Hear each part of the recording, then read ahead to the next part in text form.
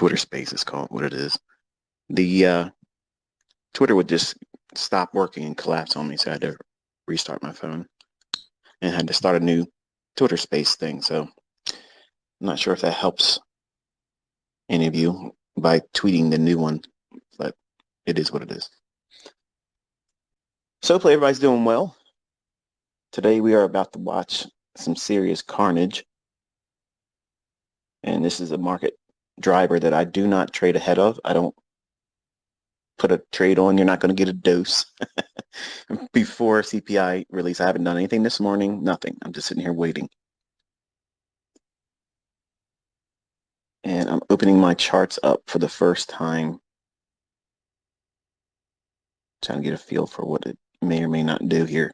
Not that I'm claiming to be accurate, because you can see the 2 times I did CPI and cosine where I thought it was going to go right before it releases, I was dead wrong. So that communicates perfectly why I don't trade ahead of it, and that's why I teach my students not to do it either. I've never figured it out, and I'm old enough to know that I don't care to now. I can engage after it starts. All right, so I'm looking at the ES, and give me a second here because I'm going to try to pull up the equivalent with the US 500 and get that out of the way, because while we're going, I probably won't be doing much of that, and I apologize, but it's very easy for me to get distracted.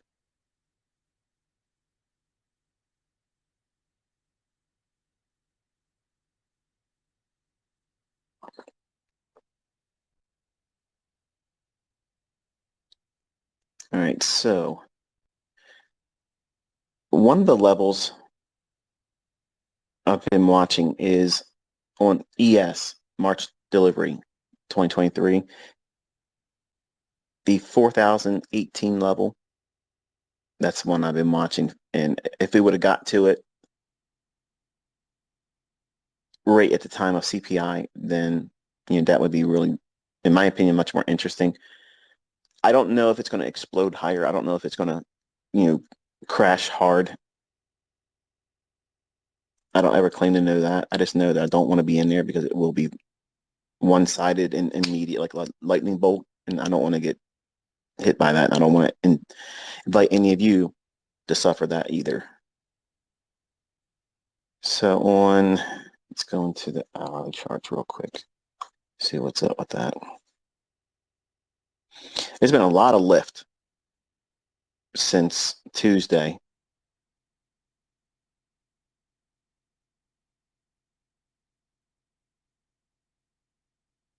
I'm just comparing US 500 to ES. That way I can get my bearings, and that way you'll have levels that I've found interesting at the moment.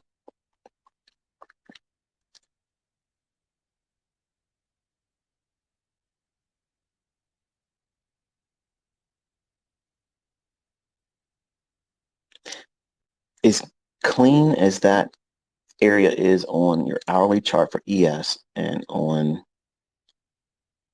US 500. US 500 sell side liquidity around 3,800, and well, we'll just say 3,800 across the board. That's a huge pocket of liquidity down there. Like, it's huge. Like, that's an enormous. Large funds have their trade stops below their sell stops. But the way you're pressing up into this keeps digging higher and higher and higher.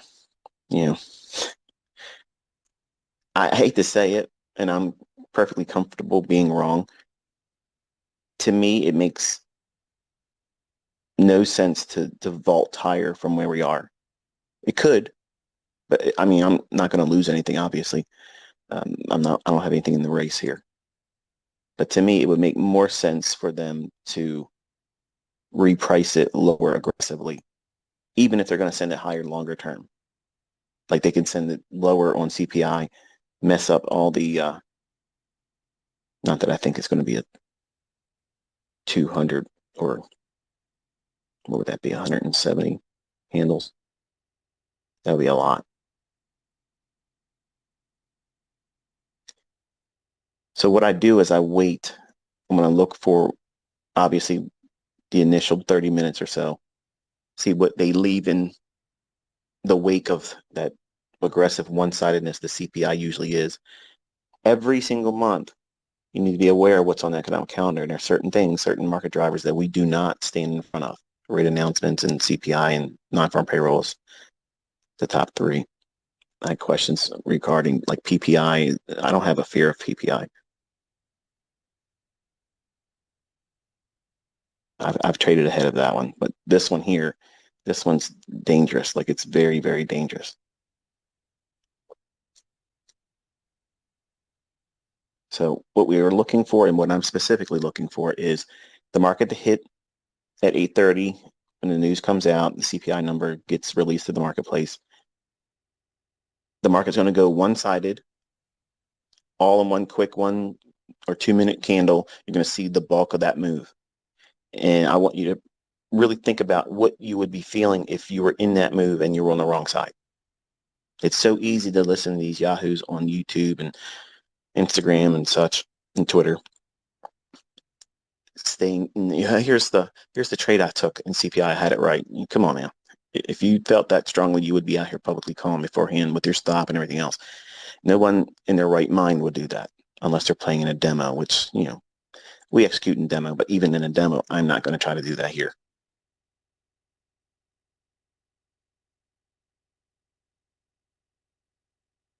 So typically, CPI in the last few times that we've seen it, it's been anywhere between 75 and 100 handles, like instantaneously it's repricing. So I'm looking at how that would translate 50 to 100 handles, one-sidedness. What would they reach for? And that's kind of like what I'm scanning through the charts for. And I don't have a real clear idea what they might want to do in regards to that. I mean, if they push it higher and just really run against that three highs that was formed on the daily chart for ES, and you can see the same thing in the US 500. So that my comments are general enough that they can be applied to both.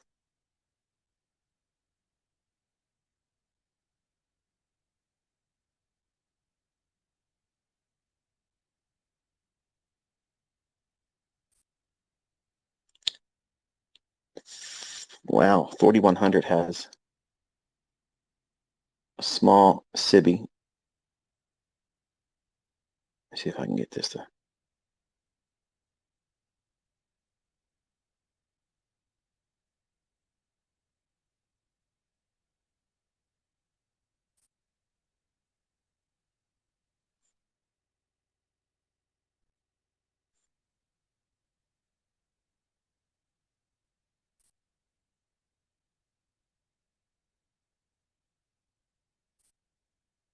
Why the hell is that TradingView doing this?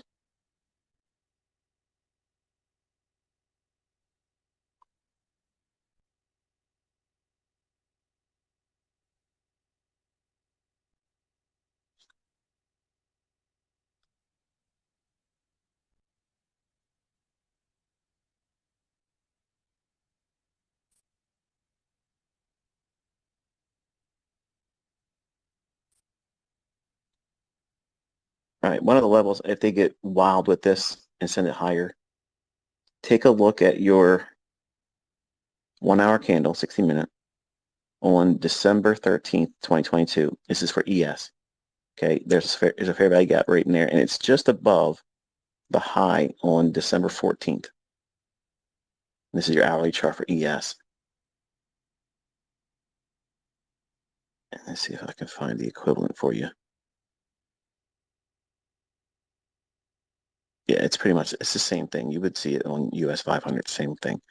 So that one single candle passed through with a down close candle on your hourly. That's December 13th. It's a Tuesday of 2020. That is just above the high formed on Wednesday the 14th of December 2022. Okay, so note that level. So put your trend line ray or horizontal line on US 500. I have on my 60-minute chart 4053.9. I have that noted. And on ES, I have 4090.75 for ES. And the fair value gap low is 4095.50.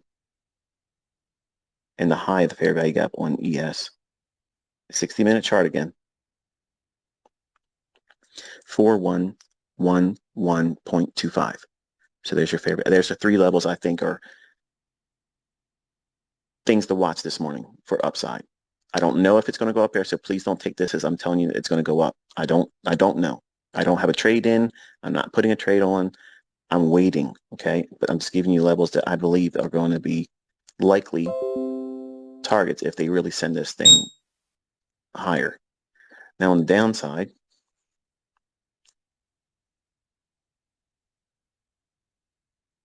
I don't know. As much as I don't want to subscribe to the fact that it might continuously go up, I don't see it down here.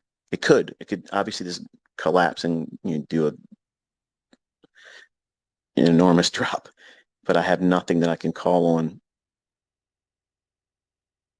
I mean, the 3900 has a low on Tuesday's low at 8 o'clock in the morning. You can find that also on US 500, but I'm gonna co-sign it and just say I think they're gonna push it to 4090. And if it can get overzealous with it, 4111 on ES, and then the levels respectively on US 500 would be 4053.9 to 4058.2 with a 476.1. So there's levels for US 500. Now, if it collapses and goes the other direction, 100 handles or whatever, no harm, no foul. Now we just hit our 4,018. Now, if I was going to sink it, I would do it from that level because it's done the 4,018. You're probably asking what that is. Here we go. Look at that reaction.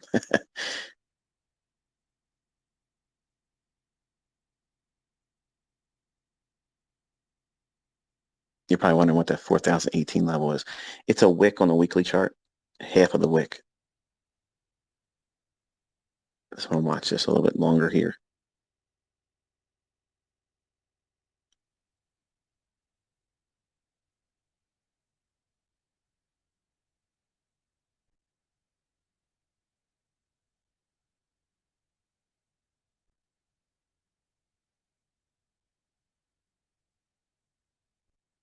There's sell side right at the low on Wednesday.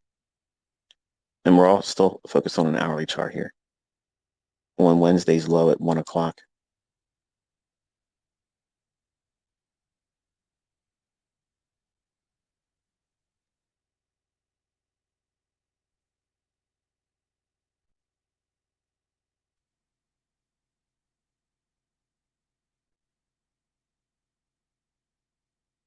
Now there's a gap if you drop down to your 15-minute time frame. A gap has been produced, and we're going right back up into it now.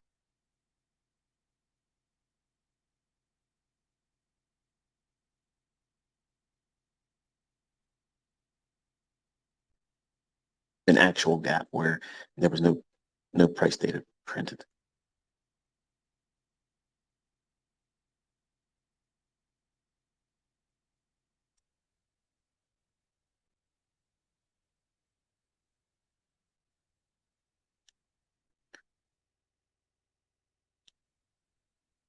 So far, it looks like they'll want to take 3,900.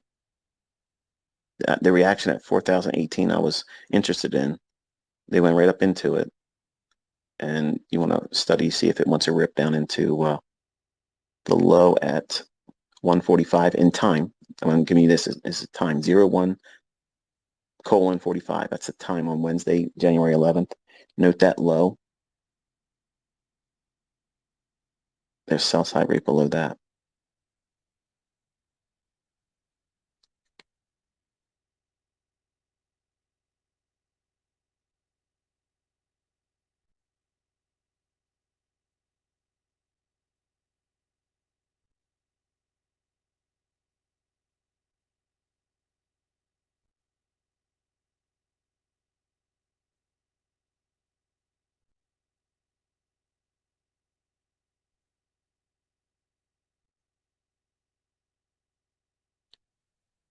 Not that CPI is ever easy for me, clearly.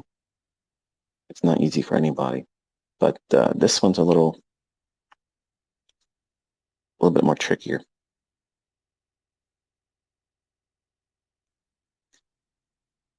US 500, severe gap.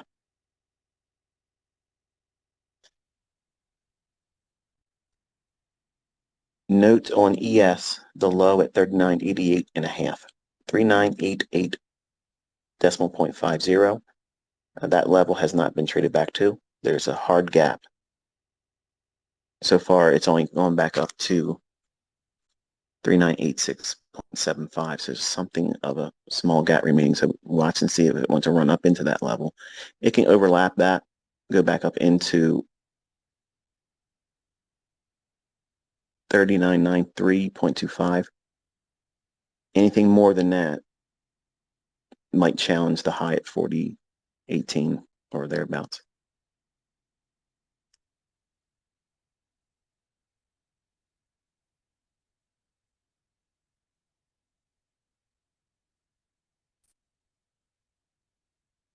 I'm going to go out to the weekly chart and show you the candle and how I derived that 4018 level. Give me a second here. It just closed in the gap on ES.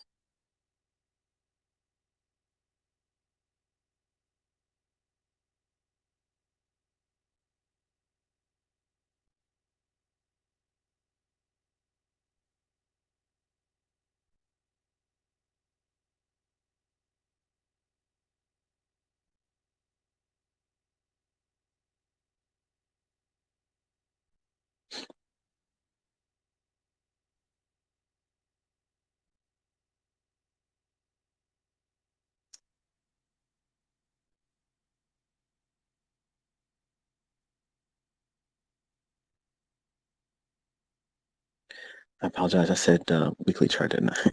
It was on the daily chart, and you can find it on Wednesday, December 14th, 2022.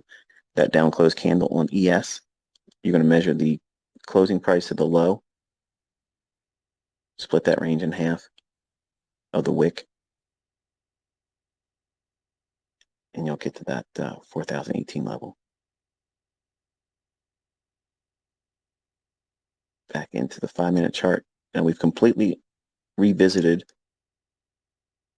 the break lower, so turn your attention to running above that 4018 high. There's no other reason for it to have gone to where we are right now. This feels like they dropped it down and then likely to fade it.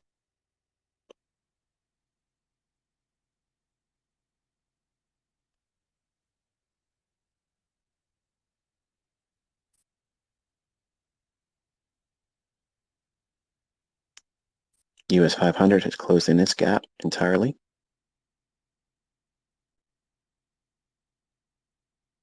And it doesn't feel like a typical non-farm payroll or FOMC where the first reactions like the fake move and then you have the opposite direction. That's generally not what you get with CPI. But right now, looking at it, I'm kind of getting that vibe. Meaning, in plain English, that the drop from 4018 down into almost 39 and a half, that may have been the fake move of the day, and they'll probably want to just keep repricing it higher. I don't know that yet, and it's still too early. It's literally only been 6 minutes since CPI hit the market, and the rule is minimum 30 minutes. So I'm saying wait until equities open at 9:30. And if it moves, so what? It doesn't matter. I mean, you're not trying to put your entire career on the stakes of whether this one individual day or morning session on CPI data is successful or not. So you don't want to place that much emphasis on one decision, especially on a high rolling game like this is.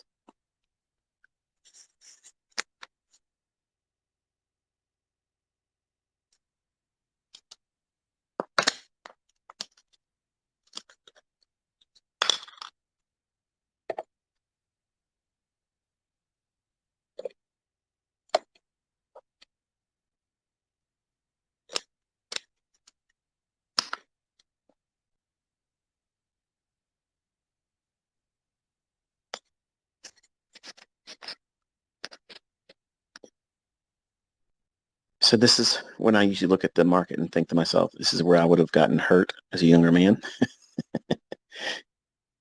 It's very, very hard. It's very, very hard to pick where this is going to go on a market release like this.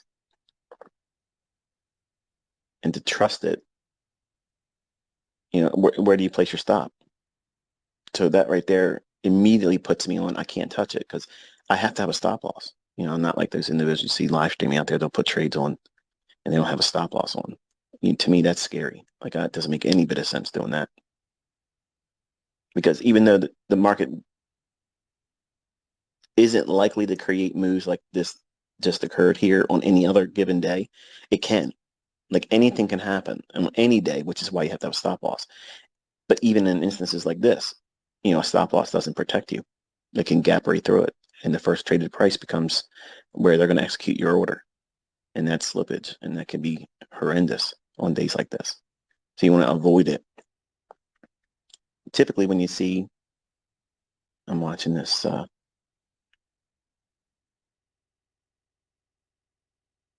gap on 5-minute chart, 08:25. That's your time, 8:25, okay? There's a fair value gap on the 5-minute chart. We've overlapped it a little bit.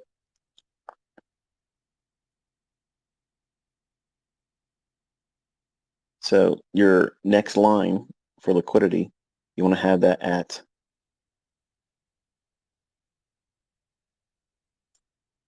a second here. 39.54 even.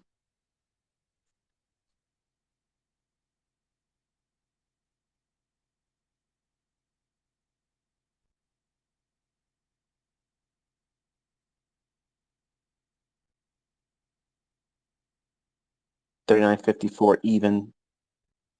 If it runs that, then you would be looking for 34.75 sell side liquidity right below that low. Anything above 4,007.50 sets the stage for a run to 4,030.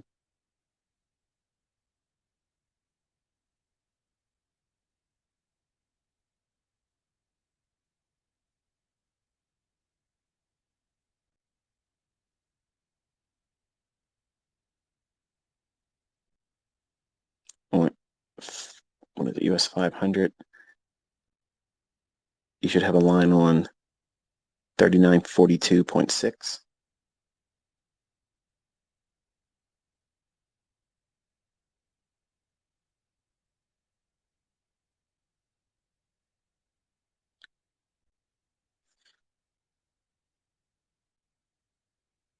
Now, if it can take out 39.54 and 39.34 3/4 on ES, I like the level 39.27 1/4, so 3927.25, and I like 3900.50. That would be my hypothetical.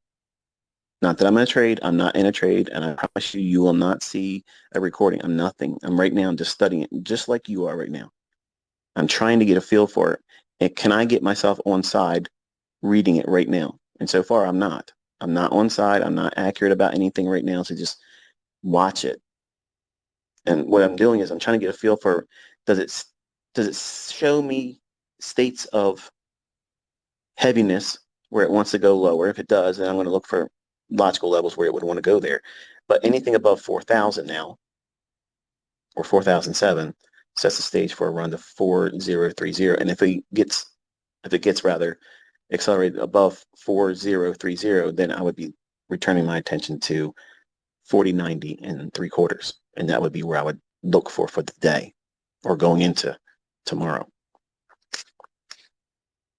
So it's a lot of weighing out, which is unfortunately what you don't get to see or even experience, because when I'm doing my setups and I'm executing, I'm watching these types of things, and that's kind of like what I'm commenting on when we're doing our live sessions. And many of you are going to be frustrated because it's going to be like, give me a trade, give me a stop, give me a target, when I'm just going to be reading price with you. over a chart showing you what levels should stay where they are and kind of like walk you through. And I'm trying to do that now with your chart audibly. And right now there's nothing to really build on except for I'm measuring, is there an interest by the market wanting to gravitate to either 39.54 for sell side. And if it does, then we can trust that it's likely to go down to 39.34 3/4. And how much below that? I like 39.27.25. That all changes. That whole idea changes without me having to be in a trade if it moves to 4,007. And what was the high on? And the reason why I'm saying that is the high at 835. That high is 4,007.5. So 4007.50 on a 5-minute chart. You should see that short-term high. So if we get above that again, then I'm looking for it to run to 4030. And then I would be measuring the speed at which it trades to either 40.30 or how it trades to 39.54. Speed and how fast it gets there, either direction, that's what I'm looking for. I'm measuring that. I don't care which one it does. I don't give a hoot. I'm trying not to cuss. But the long and short of it is I'm trying to get a read on what price is likely to do. Now, if you were holding a gun to my head, I believe we're going to take 39.54. That's what I believe right now. So if you want to know what I'm thinking, if there was a way of measuring what do I think is more likely to occur, it's the 39.54 level dropping to 39.34 and a quarter. I'm sorry, 3/4. Ultimately reaching to 39.27 and a quarter. Why that level, Michael? Why did you come up with 39.27 and a quarter? He's in my head. All right, watch that high at 4,007.5. In my opinion, there's no reason for it to go back above that unless it wants to go higher. Now, what happens when I get either one of those circumstances in my charts? Like if it goes above 4,007.5 and rips right through 4,018. What do? I drop down to a 1-minute chart. And the same thing would apply for if it drops down below 39.54 for ES. Now, for the folks in US 500, I apologize. This is why I'm not going to be able to do this efficiently when we're doing live streams and such. I'll pull the charts up. I'll draw the lines out, but I'm not going to be commenting that much on it because I'm already getting, they're sitting right next to each other, but I'm getting disoriented like I did the other day when I was, trying to discuss them both. I know some of you are going to be very angry about that, but I'm trying to make the best of my own skill set. I can't be distracted. I don't trade the US 500.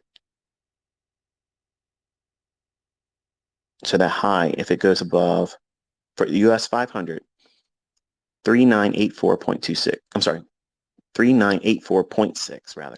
If it goes above that, then it would most likely run to 4,000, 4,005 on US 500. I don't see that, but I just want to make sure I come back to that one because I know I didn't mention it. But the low on US 500 that my interest is on is at 3942.4. And where can that go if it takes that out on the downside? I believe that it could reach 3921.6. So that's your US 500 levels. And that all changes for US 500 if we trade above 3984.6. So in layman's terms, I believe right now it's more likely to drop down to take the sell side at 39.54 than it is to go above 4,018 again. I'm prepared to be wrong because I'm not in any trade, but I'm looking for either one of those circumstances to pan out because then it would give me the direction in which I'm going to try to look for setups at 9:30. In other words, it gives me my bias. What would I do? What would I hunt? You're going to hear my stomach growling. I apologize. I fast in the morning. The dropping down to a 1 minute chart, whichever one of these levels gets taken out, then I'll watch 1 minute market structure and I'll look for a smaller short-term low to be taken out if it's going to be, bearish, and then look for a fair value gap or a breaker, something to that effect, and then I would go short. Vice versa, if it takes out the 4007 level, I would look for a 1 minute chart shift in market structure. In other words, a short-term high to form, not as soon as that high is taken out. That's not what I'm doing. I'm waiting. I'm waiting for it to get to 9:30 because time is the first element in price delivery. It's not price. It's time. There's a time for everything to occur, and it all runs on time. Someone starts talking to you about how you're going to be trading algorithmically, and you are not using time-based charts. You're not trading algorithmically. Okay, you're not, because that's the first element. And I'm not saying things are going up and down because of a chart pattern. It's just that's the measurement. That's why I even use it. I don't even need the chart, but to communicate what I know and to make a language that way you can learn from me, the chart does the process of showing the time element. So if you're using range bars and anything like that, you're not going to get to algorithmic output. You're not going to see it. You will not see it. You might come up with a religion thinking that you do and call it a logic or an algorithm, but that's just contrived.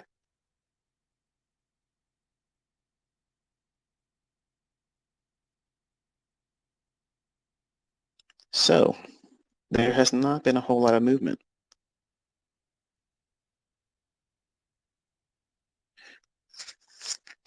Now, when your ES, make mention of this.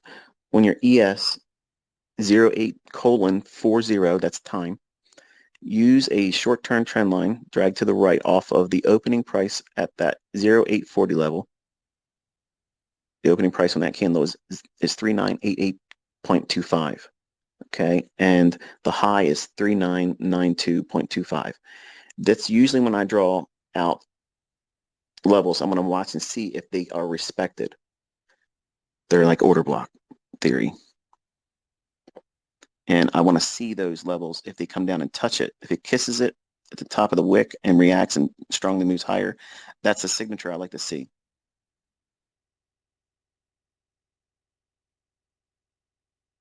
So far, we've already touched the top of it. And we'll watch to see if that 5-minute candle expands like it's doing here, and watch and see if it doesn't have the momentum to take us through 4007.5.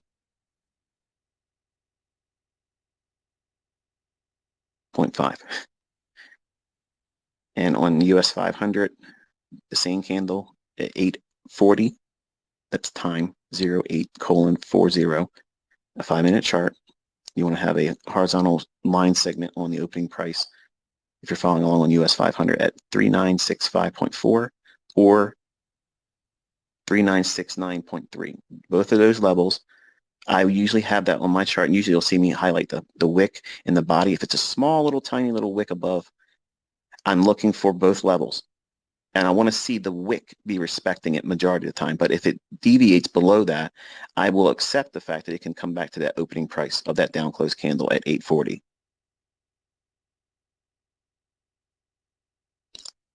If it starts to show signatures of respecting that, then once it starts to move away from it, and we haven't really seen that yet, but if it does, then my eye goes to the midpoint of the body of that down close candle at 840. That's mean threshold. Once it starts to respect the candle that I see as a potential order block, I never want to see the middle of that candle be broken. It can trade to it. That's fine. It's preferable that it doesn't do that. So we would prefer to see these candles right now. I'm going to literally go into just discussion of the ES because I'm looking at the US 500 and I know I'm going to get these levels called wrong. But I've given you enough here. We're watching for it to see if it can go through the high of the candle at 835. Okay. So I think if we talk like that, you'll be able to still track me on US 500. I apologize. I'm trying to do the best I can. I know a lot of you don't have real-time data for ES, but you know, I can't teach effectively if I'm being distracted looking at other things. Okay, you see how we're expanding? We've already got, that's 5 handles right there.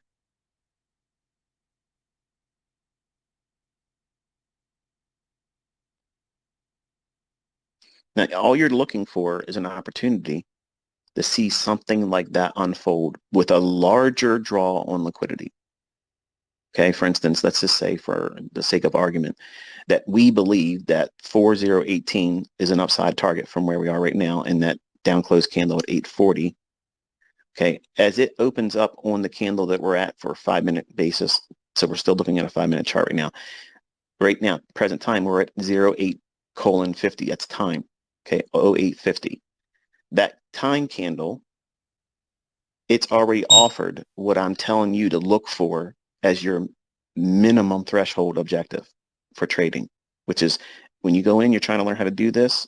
Okay, you have to have a realistic target of what?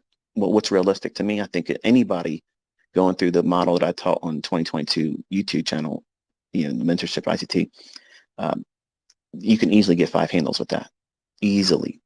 And you can find multiple instances of that throughout the day. So it's very forgiving for someone that isn't precise yet. So it allows you to grow into it more. But the scenario will be is if you have to look for a trade that offers 5 handles based on what you believe is going to happen in the analysis. So that way you only need half of the move. You don't need to go to full target. Now we've taken out that high at 835's candle. We've taken out that high at 4007.5. That right there would be, if it was not what we're trading right now, which is tape reading, we're not even pushing any buttons, that would be a partial for me. And then I would roll my stop just to, which would originate below the mean threshold of that down close candle at 840. My stop would roll to the mean threshold of that candle, which would be approximately, I'm going to just eyeball it, we'll call it 3983.75. That's where my stop would roll from, where it would originate at the low of 3976.25. And we would look for a run above 4020 now, which would be the high of your candle at 08:25. That's time.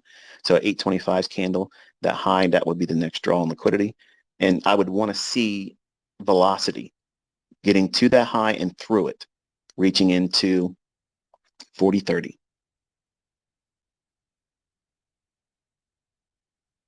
Once it trades above 08:25 candle or 825's candle, that high, you want to have that noted on your chart also, like draw a little line segment across it. That would be 4019.75.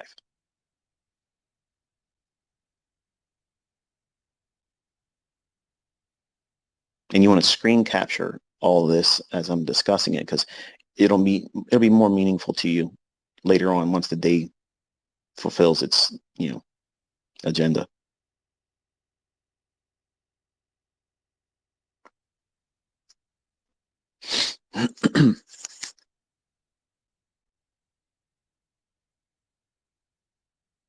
Now, when I was running up those MT4 accounts on Twitter, when I had the old account on Twitter, and people still like to say that was done with the rented MT4 server, which I don't even know how to do. I don't do that, and I could swear in a court, and there ain't nothing like they can't say anything when I'm calling it live, when I'm outlining it live. Anything that can be seen on a 15-second or 30-second chart can be traded on what I just showed you here. You have to have the next draw on liquidity, and there's so many intraday movements that will create these opportunities for price to fluctuate and move from one point to the next. I was running up each trade, putting on 4 to 5%, not many of them at 5%, but usually they were 4%, 4.5% on each new position. So when I was pyramiding the trades, that's a lot. So you imagine how many times have you seen me pyramid in the same trade? A lot. So if each new pyramid position was being scaled in, risking it in itself for up to 4.5 averaging % each time, over time, how many times have you seen me doing these things very precisely? Weeks and months and now years for some of you that are in private group. Long story short, It doesn't take long to build it up and parlay it up. But to someone else on the outside looking at it, it's easy to say, oh, this is fraud. It's not fraud. It's just me sitting there proving a point over and over again, because there's a lot of people out there that will just show you an MT4 list of what they made in their Forex trades and then show rented cars and here, buy my course and do this and do that. And I was trolling an individual back then, doing all that stuff. But you can't argue when someone's sitting in front of you outlining why it should do what it should do, calling it beforehand, and then executing on the logic, working inside of a 1 minute chart where time doesn't even allow you the benefit of being able to do anything else but that.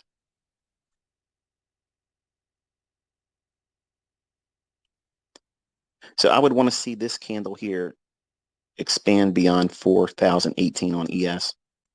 So your present candle right now should make a run higher than the high formed at 08:25 or the 825 candle.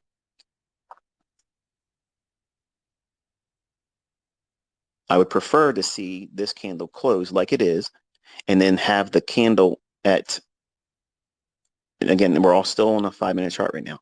Yes, you're 850, okay, 808:50 time candle. That I would prefer to see that be formed as a fair value gap. So in other words, this candle should close not going any lower than the low it's already formed, once we got several seconds of left before it closes. And I would like to see that gap stay just like it is. I wouldn't want to see it close in. That would act as a breakaway gap in my mind, sending us into 40-30, and we'd start looking for 40-50 as a potential upside objective as well.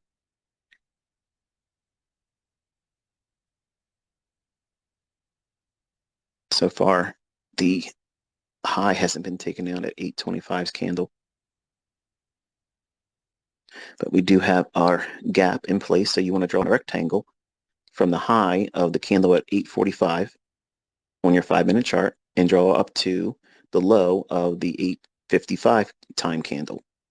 And then drag that rectangle to the right all the way to, say, 10 o'clock in the morning.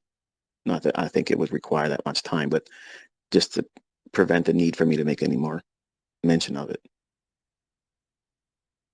And I would like to see that stay open. Now, can it revisit the low of 855's candle on the 5 minute chart of ES, or even your US 500 chart? It can do that. And if it just dips below it, I would expect it just to go below the low a little bit and then ramp higher above 40.20. That would be my expectation if it was to do that. And that would be my institutional order flow entry drill. That would be an entry model based with what I'm saying here and what I'm thinking is likely to occur. And please do not take this as a trade. You shouldn't be in something right now. And I know some of you probably are not listening. And if I'm dead wrong, you got it. Okay, you got what you deserve, because I've already warned you, because this is me just reading it real time with you. I am not in a trade. I'm not in anything. Okay, I'm just reading it aloud as we're watching it paint. On a live stream on YouTube, there's going to be a slight delay. I don't think there's that much of a delay as much with this versus what YouTube will be. So you're literally watching it live.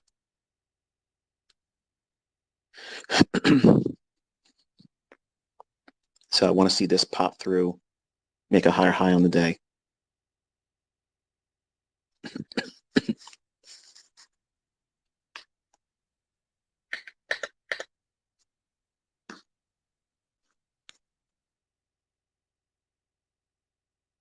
On cleaner days, it'll be more entertaining for me to call the market, because you'll see a lot more reaction, more instant gratification to what we're looking for as price signatures. But right here, this is one of the most difficult elements to be calling it live, or even engaging it. So if you're looking at this and not understanding much at all, that's normal, because I'm still trying to get a better read on it.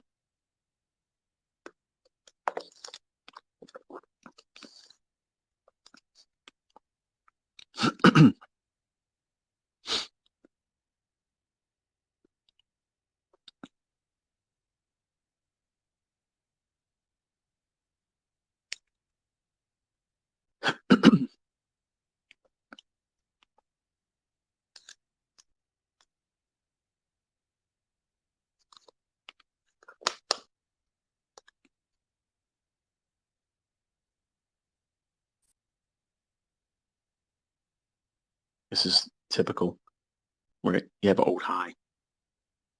It'll just consolidate and fancy dance around.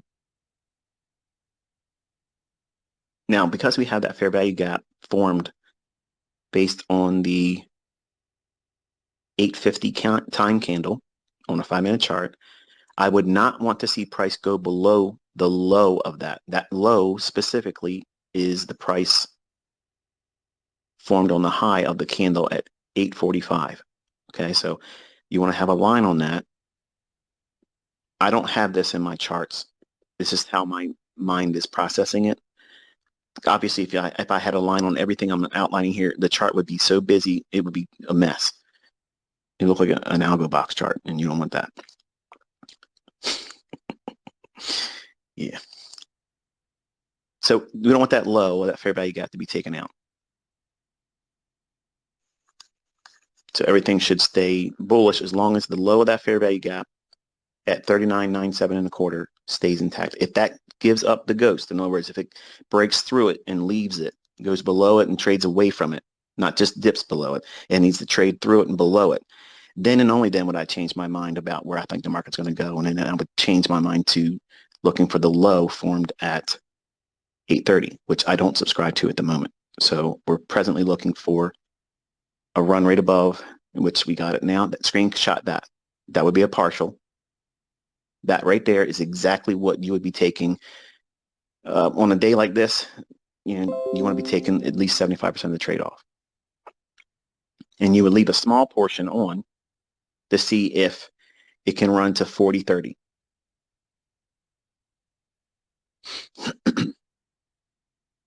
And then stop would be rolled to break even. So you've taken two partials out, theoretically. And you can take it over to social media, post it, and I'll say you cherry picked it too.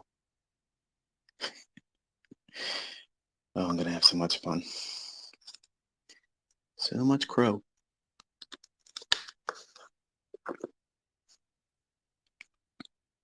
All right, let's take a look at.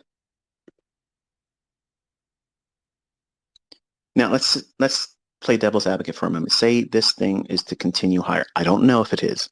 Okay, we haven't even got to 930 yet. If it were to continue higher, the next two levels I'm interested in is 4030 for ES and then 4038.75. So you want to have those on your charts now. I'm doing that as I'm talking to you. So 4030 even.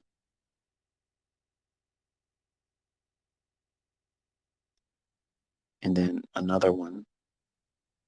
And I use the little horizontal ray where it's just a line going to the right from wherever I drop it.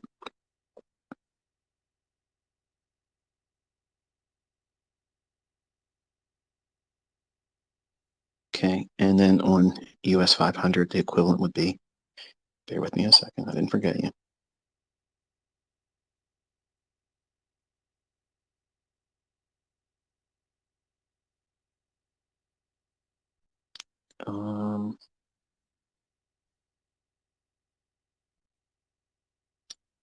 For US 500, if it were to continue, I like the levels 4014.2 and 4029 even. Okay, so our attention goes back to that candle at 850. Okay, so regardless of whether you're following along on US 500 for the CFD traders that can't trade the US futures market or don't have real-time data, the same thing applies. The time candle on 5-minute basis, so your chart should be at interval of 5 minutes per candle, and the 850 time candle. Okay, that candle is the fair value gap. The candle prior to it at 845 time-wise, that high comes in at 3997.25. We do not want to see that level breached, and we don't want to see it go down below that. If it does, that changes everything, and it puts us on standby mode, and I would expect it to show willingness to want to go lower after that. Can it dip into the low of the candle formed at 855 in time? Yes, it can do that. and still go higher. That's not a problem. It's just preferred that we do not see that.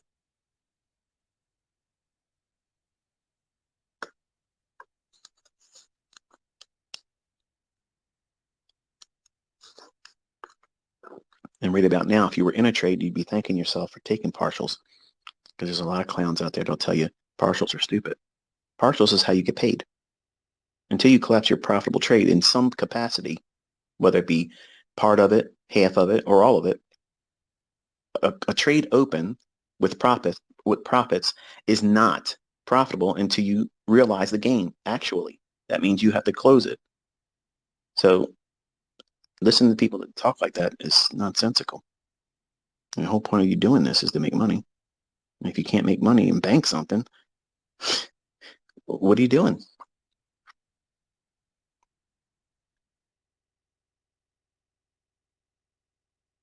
The levels I gave out earlier were just, just the experience factor, because it's too hard of a read right now. There's nothing logical to base anything on, because it's just a choppy little range that hasn't been productive in many ways, haven't done much at all. It caused harm to anyone that was long already, though.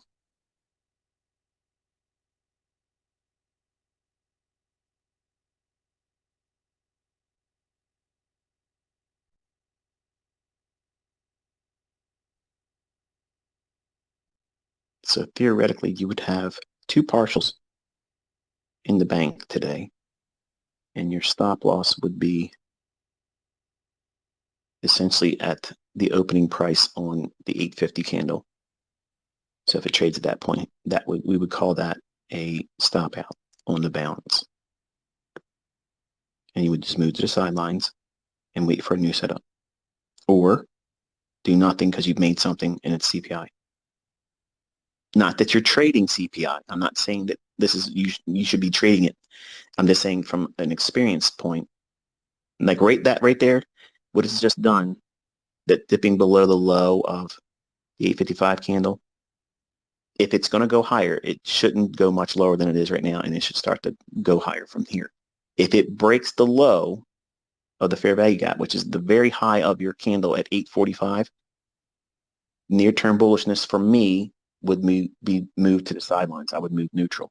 So I wouldn't be bullish or bearish. I would be watching how we trade below the low of the candle's high at 845.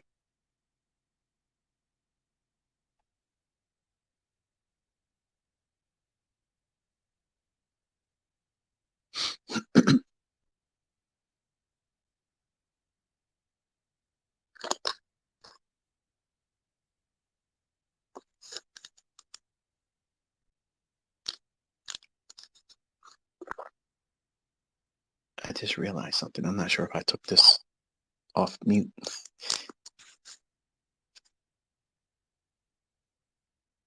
It looks like it's still going. Can you do me a favor and tweet to me if you can hear me? Can you hear me?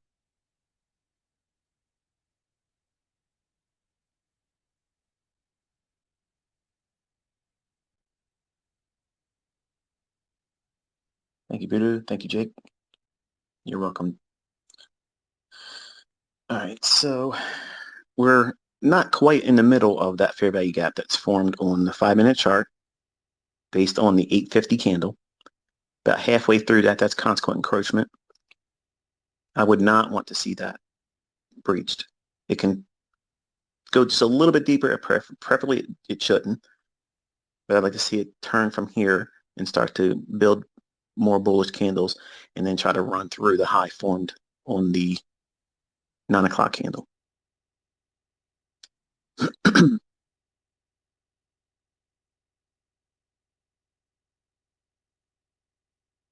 We still got more than 15 minutes or so before the opening bell at 9:30.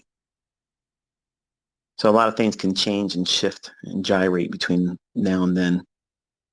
And what small, little, modest, study-based bias I have here can unravel quickly.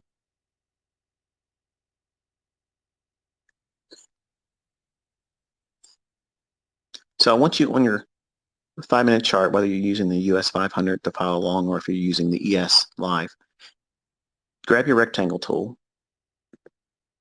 and take it up to a point at which where it says 4015 even, or just find any location on your chart and then drag it down to the equivalent of 5 handles.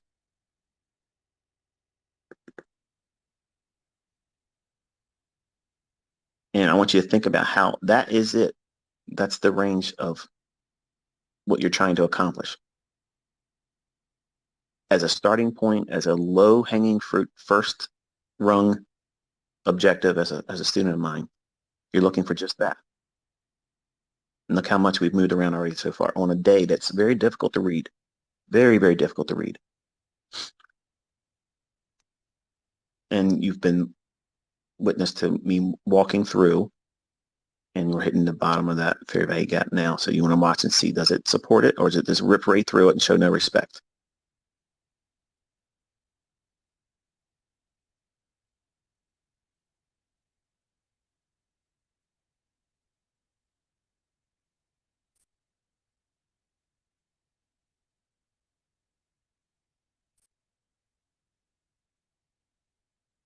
Be mindful you should have a line segment drawn from the 850 candles opening price, that being 3993.75. That would be the hypothetical stop loss. That would be break even for me with 2 partials banked.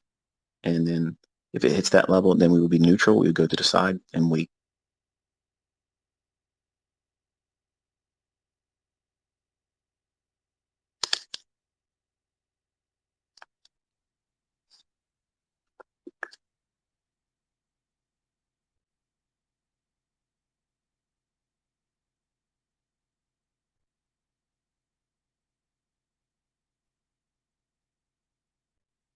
Now, if this was Forex, you'd already be stopped out. This is the way it is. It's wild in that because you're trading in, your broker's liquidity pool. No, you're not ICT. You don't know what you're talking about.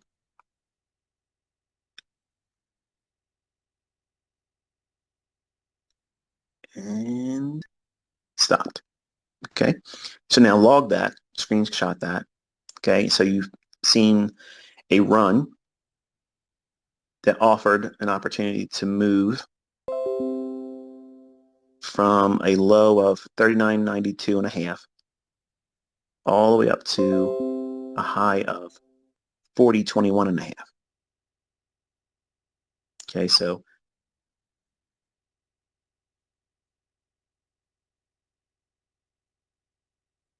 look at the range I told you to draw out with a rectangle is 5 handles, 5 points.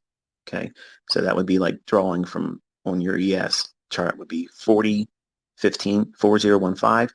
Drag the rectangle down to 400. I'm sorry, 4010.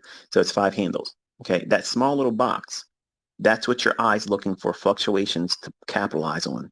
That's it. That's the smallest threshold objective that you need to concern yourself with if you're brand new. Because those 5 handles, if you're trading with one mini, that's $250.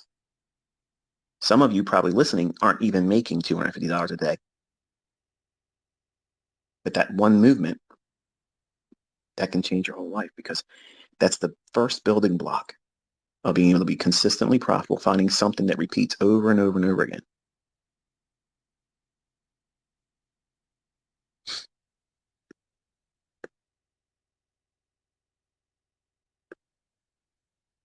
Okay, so price has gone down into the candle at 840 that we outlined as our initial ideal order block.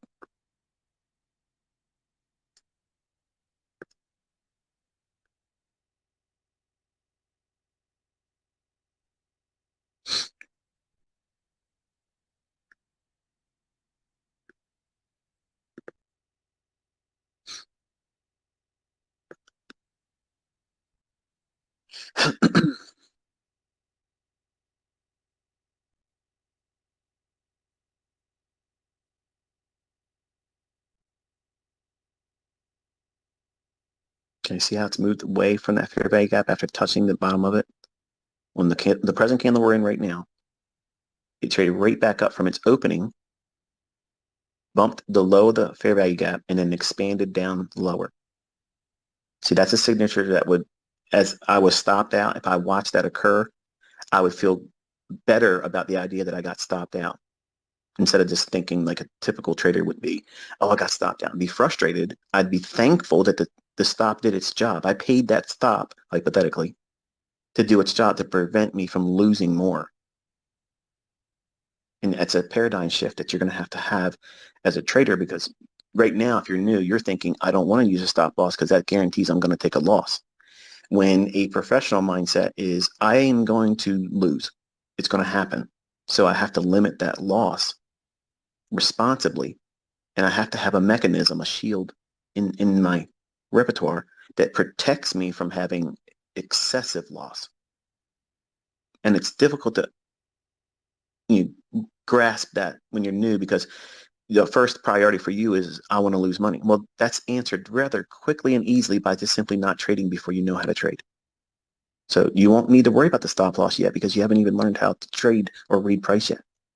So you're placing so much concern and fear and anxiety on an element of the essential factors of consistently profitable trading, which is money management and risk management and the implementation of a stop loss. That goes without saying that that's important, but it's not important for you right now because you have to be able to know what the market's doing before you put a trade on. Can you really read what price is doing? So far, we've respected the opening price on that order block at 840, and we're back into the low of the fair value gap that was formed on the candle at 850. Still on a 5-minute chart on ES. Nothing terrible here yet. Nothing, nothing that exciting, but let's just say we were not in CPI conditions. I would already be going long and looking for a run above the relative equal highs at 40.20, just based on this. Because I would view, I'm not saying don't take that as a trade, okay, but I would, in other instances, I would view that as such, because I would view the 830 drop down as a Judas swing to get people offside, trap them thinking it's going to go lower, and upset all the liquidity below the lows. If you scroll back on your chart, whether it be on the 15 or if you want to go up to a higher time frame, 5-minute or 15-minute chart, to the left, you can see that drop down at 830, whether you're using US 500 or ES Live, it cleared up all the sell stops that were trailed below recent advancements into the 4018 before the 830 news came out. So I view that drop at 830 as a fake move, and then the retracement down into that 840 candle being a bullish order block. And then I would watch and see, does it have the energy to go through that fair value gap formed at the 910 level? Okay, so your 910 time candle on the 5-minute chart, that's a fair value gap. But I'm not going to annotate that. I'm using the same rectangle that's on the fair value gap that I outlined and talked you through at 850's candle. I know some of you that are brand new, you're completely lost right now. That's okay. Trust me, you'll be able to go through this later on and see exactly what I'm talking about. But you should make it easier. I will when we're doing live streams on YouTube right now. I'm keeping myself close to the marketplace. That way I'm not rusty doing it live in front of you.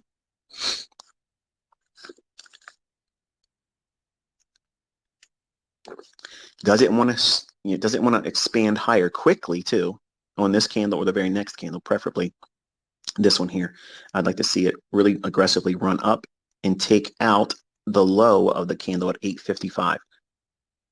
That would be going through the full fair value gap that was formed on the 850 time 5-minute candle.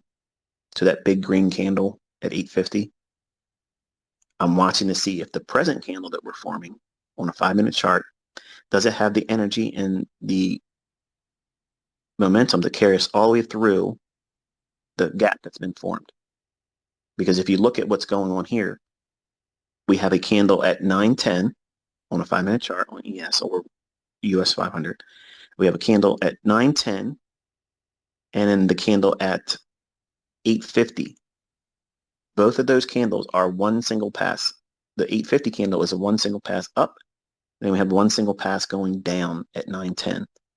So that being a potential to be a balanced price range. If it rejects this and can't climb through it, and if it stifles any movement higher, that really increases the likelihood of us running down to the lows that were formed on 830. So quickly you can see how there's a whole lot of this type of balancing and measuring and seeing what you should be doing. And that's why it's very challenging as a developing student, because you don't even know what you're supposed to be considering as important. You're just looking for, give me an order block or a fair value gap to trade on. There's so many things that has to be weighed out and decided. And that's why I have a great deal of respect for people that live stream, because not only are they doing all those things that make up the decision process of following their model, whatever it is, they also have to know that the outcome of whatever they're doing is going to be judged harshly, even by the folks that supposedly support them. They know in their heart of hearts that that's going to be impactful to them because they look at you as a hero. Okay, and here I am. I'm not trying to be a hero. I'm just teaching you how to read price. So far, we're about halfway in to that gap.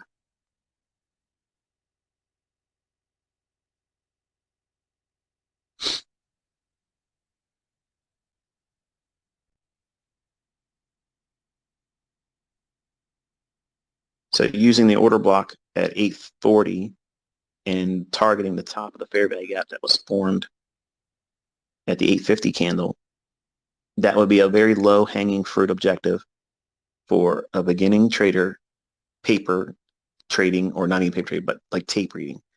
So if it were to touch the top of the fair value gap or the low of the very specific candle at 8:55 time, you want to screenshot that, and that's more than 5 handles.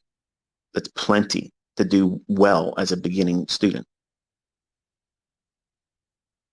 And you're just watching how price gravitates from one level to the next, expecting it to do certain things and behave a certain way, and certain things not manifest itself in price.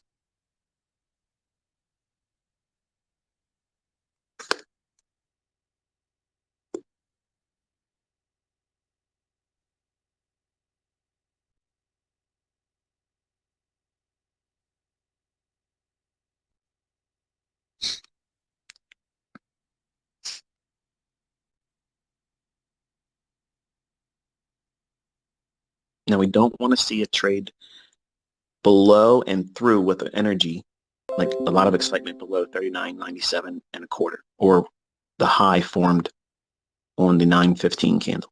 Everything's still on a 5-minute chart.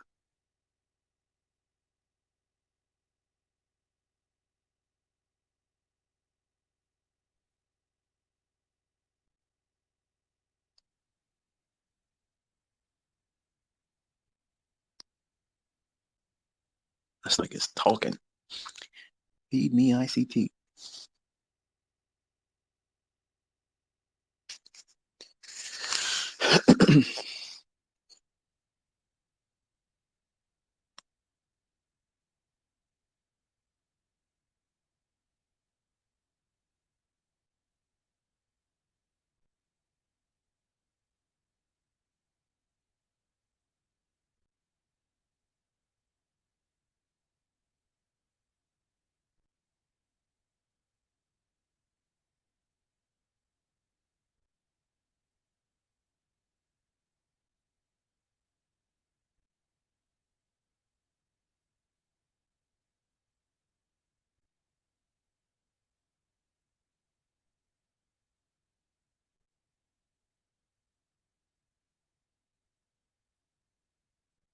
All right, 2.5 minutes to the opening bell at 9:30.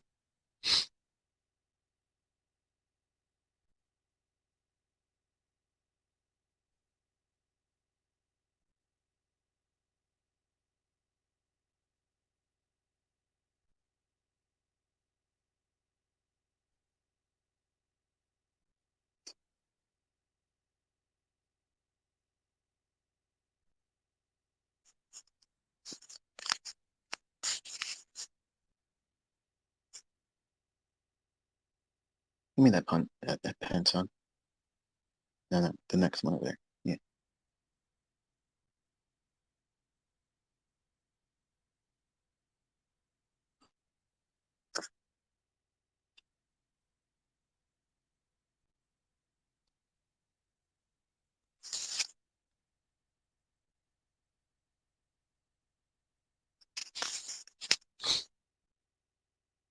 So far, we're just consolidating inside that fair value gap, a 50s candle and a 9/10s candle.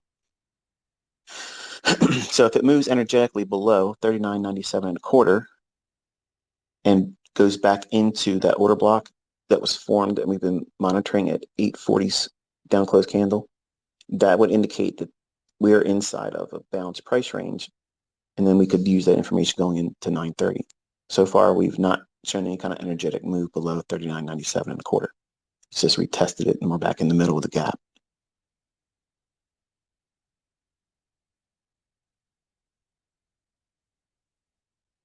But all things being equal, and this assumed that this is not a CPI number day.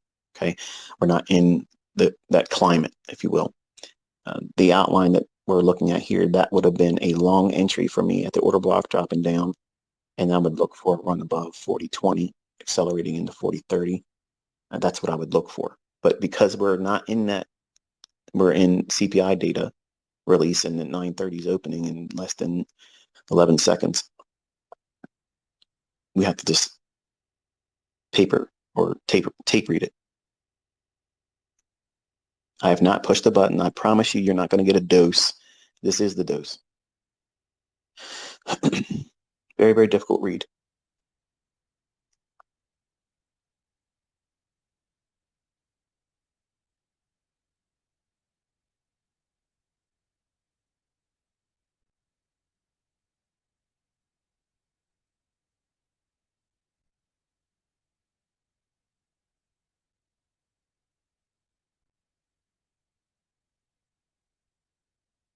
Okay, another touch of the 39.97 and a quarter, below the fair value gap, which is the high of the candle at 845 candle.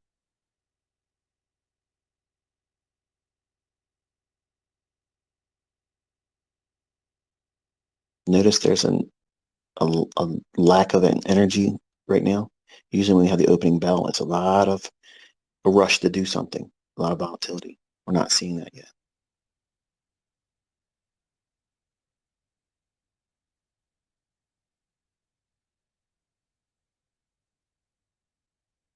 Okay, leaving the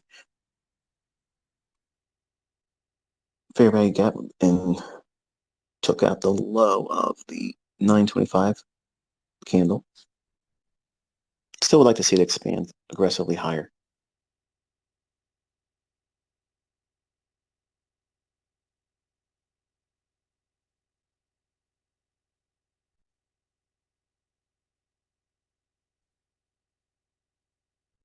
So the question is when you're looking at this as a new student or someone that's maybe a break-even trader, and you're just looking for a way to determine when the market looks like it's going to do something.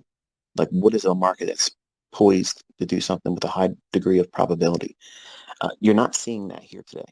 Okay, and that's one of the benefits of being in an environment like this, being, I guess, coached through it, because there's so many factors that would otherwise lead to you losing money by not knowing this, by not being able to recognize, choppy, uncertain conditions. All right, we came back down into the high of the candle at 840. So 840's candle, time-wise, we're trading into that again.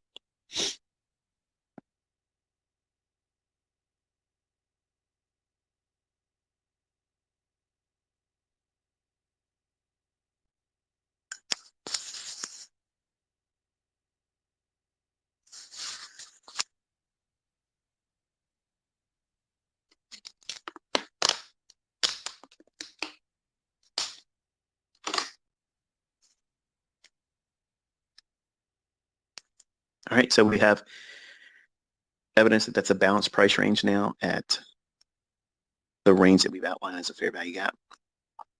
So your attention should turn to the low that's just been taken out at 9:15. Okay, we're going to treat that as a potential short-term shift in market structure. And I'm drawing a line out from that to the right. That's usually that orange line. I usually put like the little light bulb icon on my chart.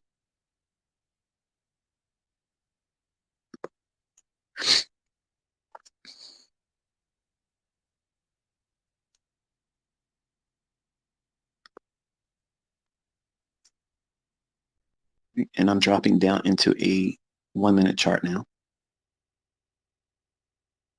So you should have a line drawn from the right on the 9:18 low. And we're bouncing up into what could potentially be a fair value gap formed on the candle at 9:32 on a 1-minute chart. We've just stabbed up into it. And you should have your level drawn at the 8:30 low. That price should be, for ES, it should be 39.54 even.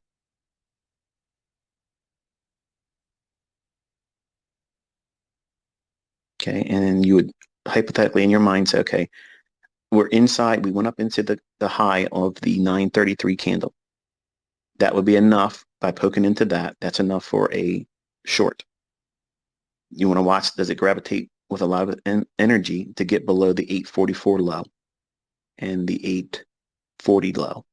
That would be first potential profit or partial. That's how you would look at it like that.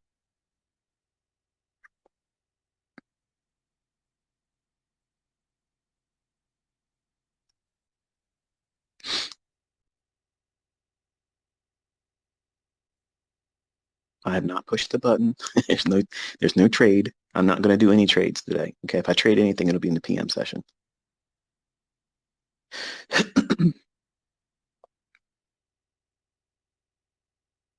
Tape reading this, you want to have the little trend line segment.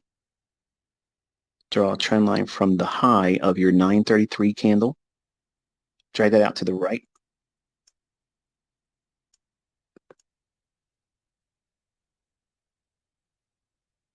Okay, and you can see how we went up into that high just by a little bit on the 9:34 time candle. And then we're all on a 1-minute chart right now.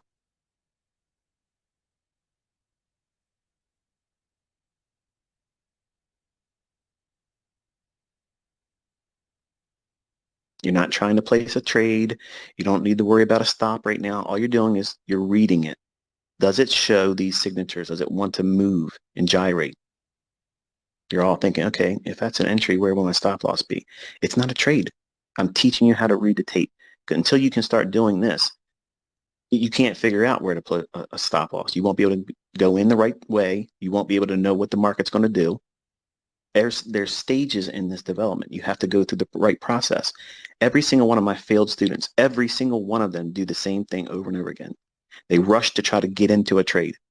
They want to make money right away, and they're not prepared to do it.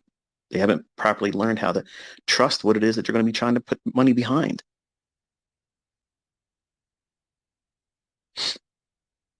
Get your screen capture ready.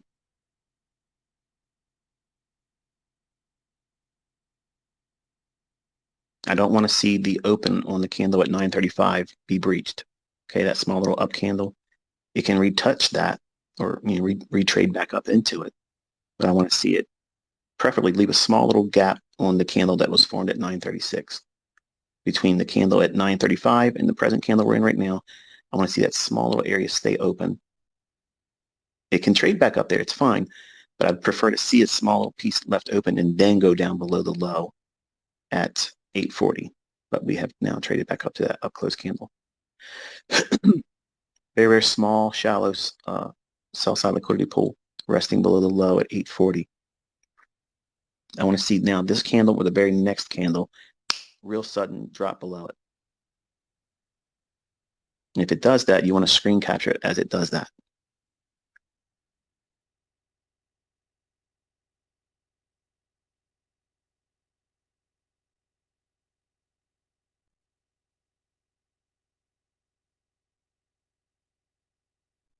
Remember I was saying you weren't ready to take a trade? Some of you are like, I'm glad I didn't take a trade.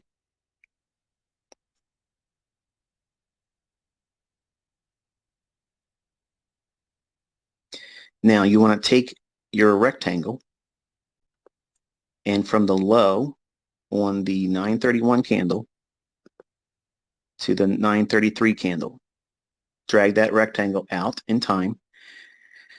Drag it out to like 950 time-wise. Okay. Price could go back up into that. Okay.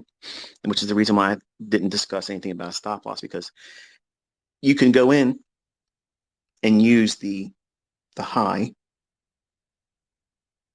on the 933 candle as your entry. On the 934 candle, when it poked above 933's high, that's an institutional order flow entry drill. 5 handles were offered on that run lower, and it need not do what? It need not go to the low at 840.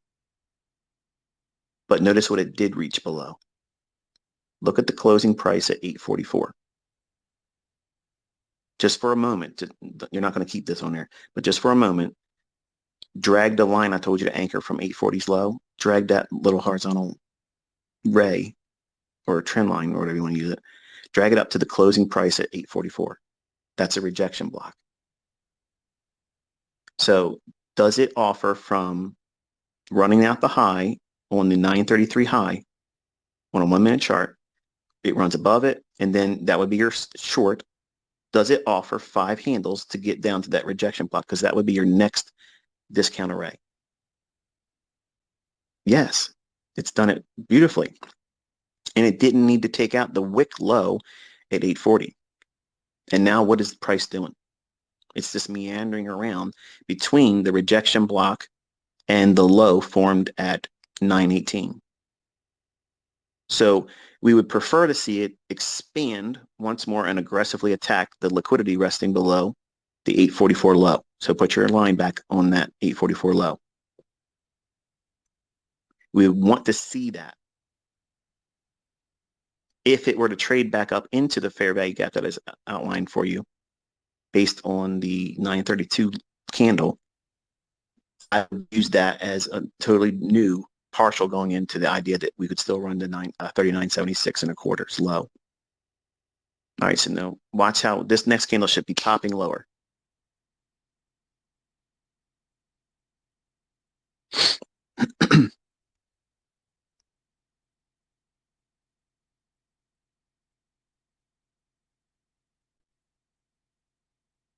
Five handles, folks. I know it sounds like that's not sexy, ICT. I'm going to do 100 handles like you do. I started like this. I started just like this. Small little incremental moves. And they build.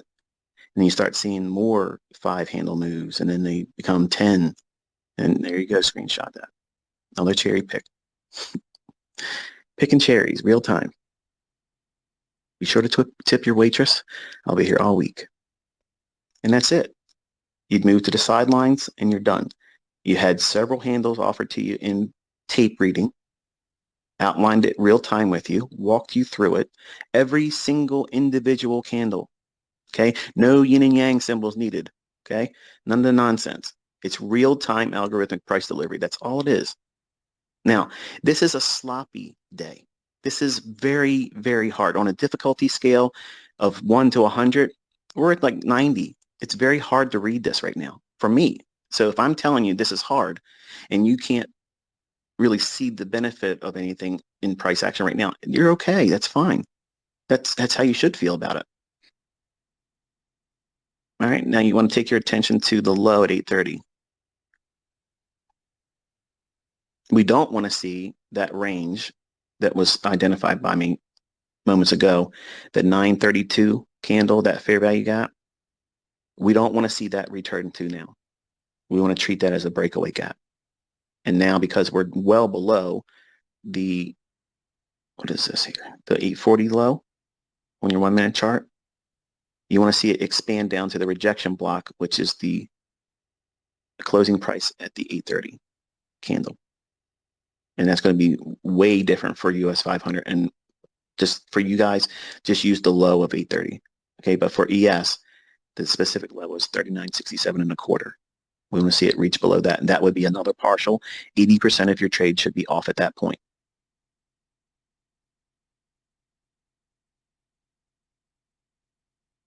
I know some of you are not listening and you're in trades right now and you're flipping out because you're making money and you can't handle it. I told you not to do it. It's worse than crack. Not that I have experience with crack, but yeah. Oh, ICT. All right, as soon as it cracks 39.67 and a quarter, you want to have that screenshot.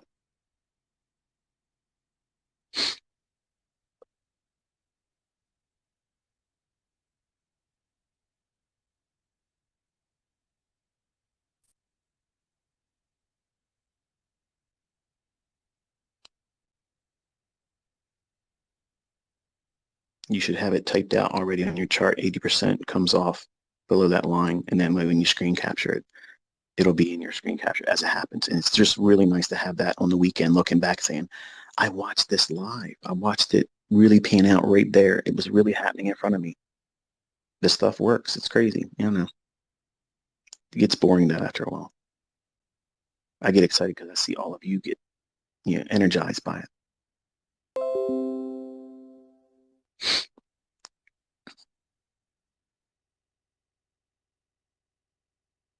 Oops, there's that luck again. Now, your wick for ES traders, you want to take your Fibonacci and measure an anchor from the low on the 830 candle up to the closing price. That comes to 39.60 and 3/4. You want to have a line on your chart at that price. 39.60 and 3/4. You would take a partial below that and then let the rest run and see if it can take out the low at 39.54 even, or whatever your low is in the US 500.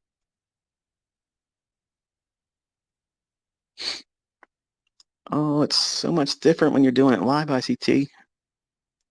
Haters are flipping out right now. He'll never do this. Yeah, wait till you see what I'm doing the rest of this year. It's closing time. Ain't nobody selling mentorships this year.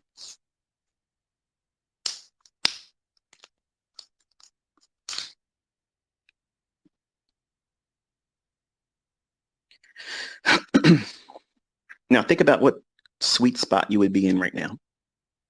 You've had two partials going long, you got stopped out with the bounce, no big deal. We waited for 9:30. We waited for it to indicate what it wanted to do. We watched a very specific level. Does it act as a balanced price range? And it gave us our signature. Then we saw another imbalance and a shift in market structure where I showed you the line where it went below it. I mapped out where the imbalance would be. If it traded up into that, they would be using it as an entry that was on the candle at 9:34. Okay. One of the things that you're going to have to learn to just submit to is the process of time being in a trade. It's altogether something different. Like when you watch my recordings and I'm executing, it's entertaining. It's great. Sometimes I use great music. Sometimes it's probably not your genre. It's fine. It's just for me, not for you. But that element of watching how fast it goes to the targets and where I'm peeling off profit partials, that unfortunately can trick you into thinking that that's how fast it should feel for you in a trade. And that was one of the worst growing pains for me as a trader, because being in a profitable trade and I haven't taken anything out, that feels like forever if I'm just holding for my terminus target, my ultimate target. In this case would be the low of the day at 8:30. This point here, we're trading at a level where 80% of the trade's already off, hypothetically. So you're in profit 80%. It doesn't matter, okay? Listen, write this down in your journal. It does not even matter if 830's low is taken out or not. See, that transaction is about being right. Right is not profitable. Profitable is profitable. So we're looking for ways to take things out of the marketplace where it makes sense to do so, where there is liquidity, where there's a reason for the market to be repriced to. What's the basis for price even going to these levels? That's what I walked you through this morning. That was the narrative. You're not seeing that with other people out there. You're just seeing them show you results on an MT4, or they're doing lots of trades and going to full max loss and not using stop losses. So there is a degree of mastery that you will grow into, but you start here and you do this for weeks and months, and then you learn how you're going to interpret price. How has it felt for you to watch this? Well, as it was melting down, respecting the levels I'm calling out and showing you very minute candles, telling you what it should do, what it should not do. How did that feel watching that? Did you feel anxious? Did you feel comforted because I'm talking about it? Did you want to fade it? I guarantee you trolls are out there trying to do the opposite because they were hoping I was doing it wrong so they can go, look what ICT did today, but I did the opposite. You got your ass wrecked today. But feelings watching this real time, you have to really pay attention to that. In your journal, you should be doing the most of that today. So after we close our session, you want to go to your journal while it's fresh in your mind. What did you feel? And be honest with yourself. This is the moment where you have to be honest with the observations of you as a trader, feeling what it felt like to watch the price deliver algorithmically, not retail logic. Nothing in this is retail.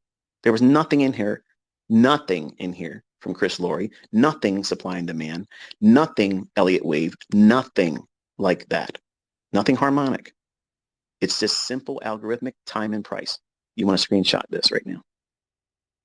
There you go. So now you would only have less than 10%, maybe 10% of your original position short from 934. So it's been 1, 2, 3, 4, 5, 6, 7, 8, 9, 10, 11, 12, 13, 14, 15. It's been 16 minutes and you made more than you earned in your job's weekly salary if you've been working with one contract. Now, I'm taking a great deal of liberty because most people don't make that much money in the United States. And I know some of you are probably doing some high dollar stuff, but you should be 90% out of your trade. And at a point where the stop would roll to, I would hypothetically have my stop at 39.72.5. Why that? Because it's just above the fair value gap that's formed at the 944 candle. So it would be above that.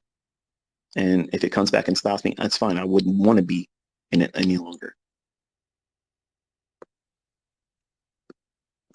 So many people falling in love today. I don't know where this guy came from, but I love him. I love him. Oh, I got so much stuff this year. You have no idea where I'm taking you this year.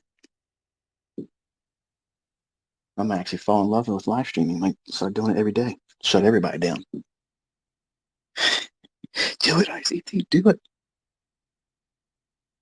All right, now think about what you feel right now.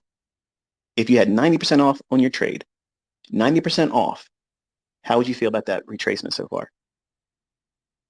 You don't give a shit because you're banked 90% and you're not basing your trading on the transaction of being right or wrong. Right or wrong has no basis for profitability. None, has absolutely nothing to do with it.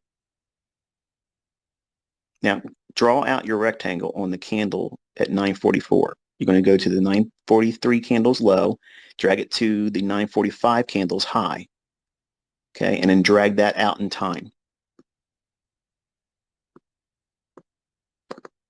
I'm watching that level there. It should not go above that. If it does, we're done for the morning.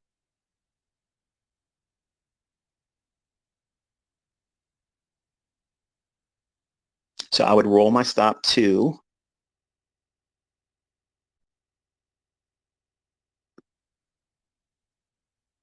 come on, this thing. I'm holding the phone in my hand and I'm trying to drag my finger across my laptops. I don't have a mouse on this. I use everything on a laptop in case someone hacks or tries to do something while I'm connected to the accounts that I don't trade with my live account. Everything through TradingView. When I'm sharing it with you, it's all through a laptop. I would have my stop at 39.69.5. So if it went there, I'd be content with being knocked out there and it's fine. I don't care. And you shouldn't care either if you were in a trade, but I would want to see it, drop lower from here because we already had that candle return back to that fair value gap. But this mapped out for you at 951. And you want to have 100% of your trade off if it goes below the 830 low, and don't care how much it goes beyond that. You don't care because all of your uh, fear, anxiety, performance issues are all going to come initially with being right or wrong. And I'm trying to train you not to think like that. Okay, don't think that way. You got to find a way to get in here, find a position to go in that has a measurable risk that's palatable for you. What does that mean? Can you take that trade? Can you afford to be in that trade based on the amount of movement that it could potentially put you through? And some trades are not going to be feasible for some of you. There's some trades that I won't even take because it doesn't make sense to do it. I'll just wait for something else.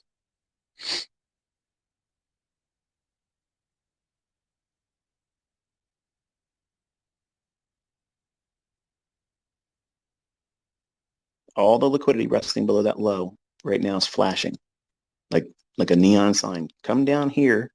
I want to sell to you. I'll sell it to you below the low at 830 at 39.54. Below there's real orders below that.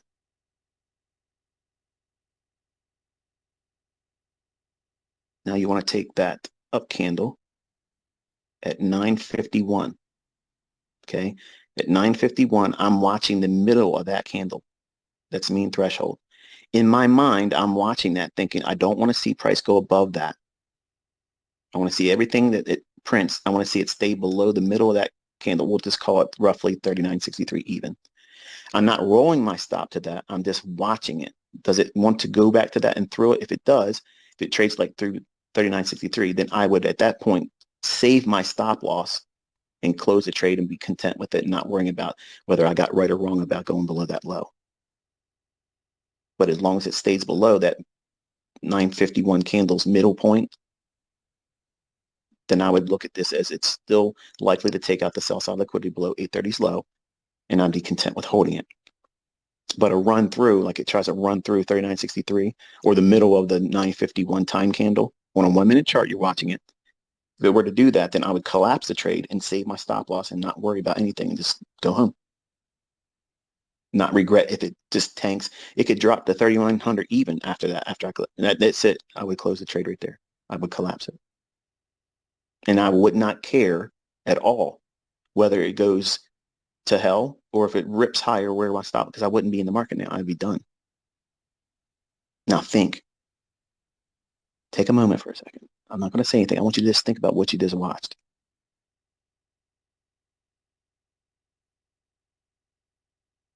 Was that real enough for you? Was that real enough for you?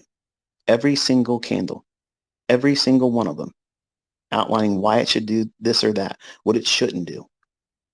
If it was hard for you to follow along, I know it'll be easier when you're watching me with a chart.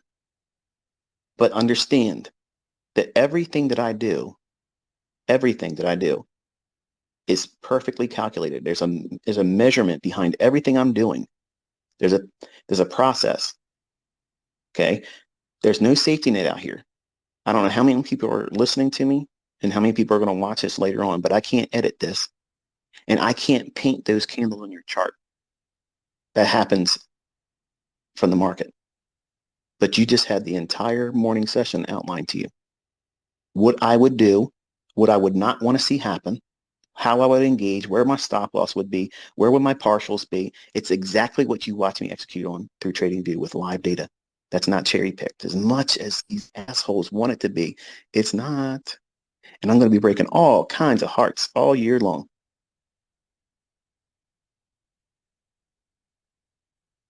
I hope you're here for it. I hope you're here for it because I have such amazing shit to share with you all for free. No mentorship sell. No join my bullshit. Okay. Here's my stop loss. Get ready to get the hit. And if it does, you'll see me say to you, this is why I would have done it. And I would be thankful that I've done what? Saved the stop, kept more of the profit, and not worry about it. It returned right back up into that fair value gap I gave at the 944. Done.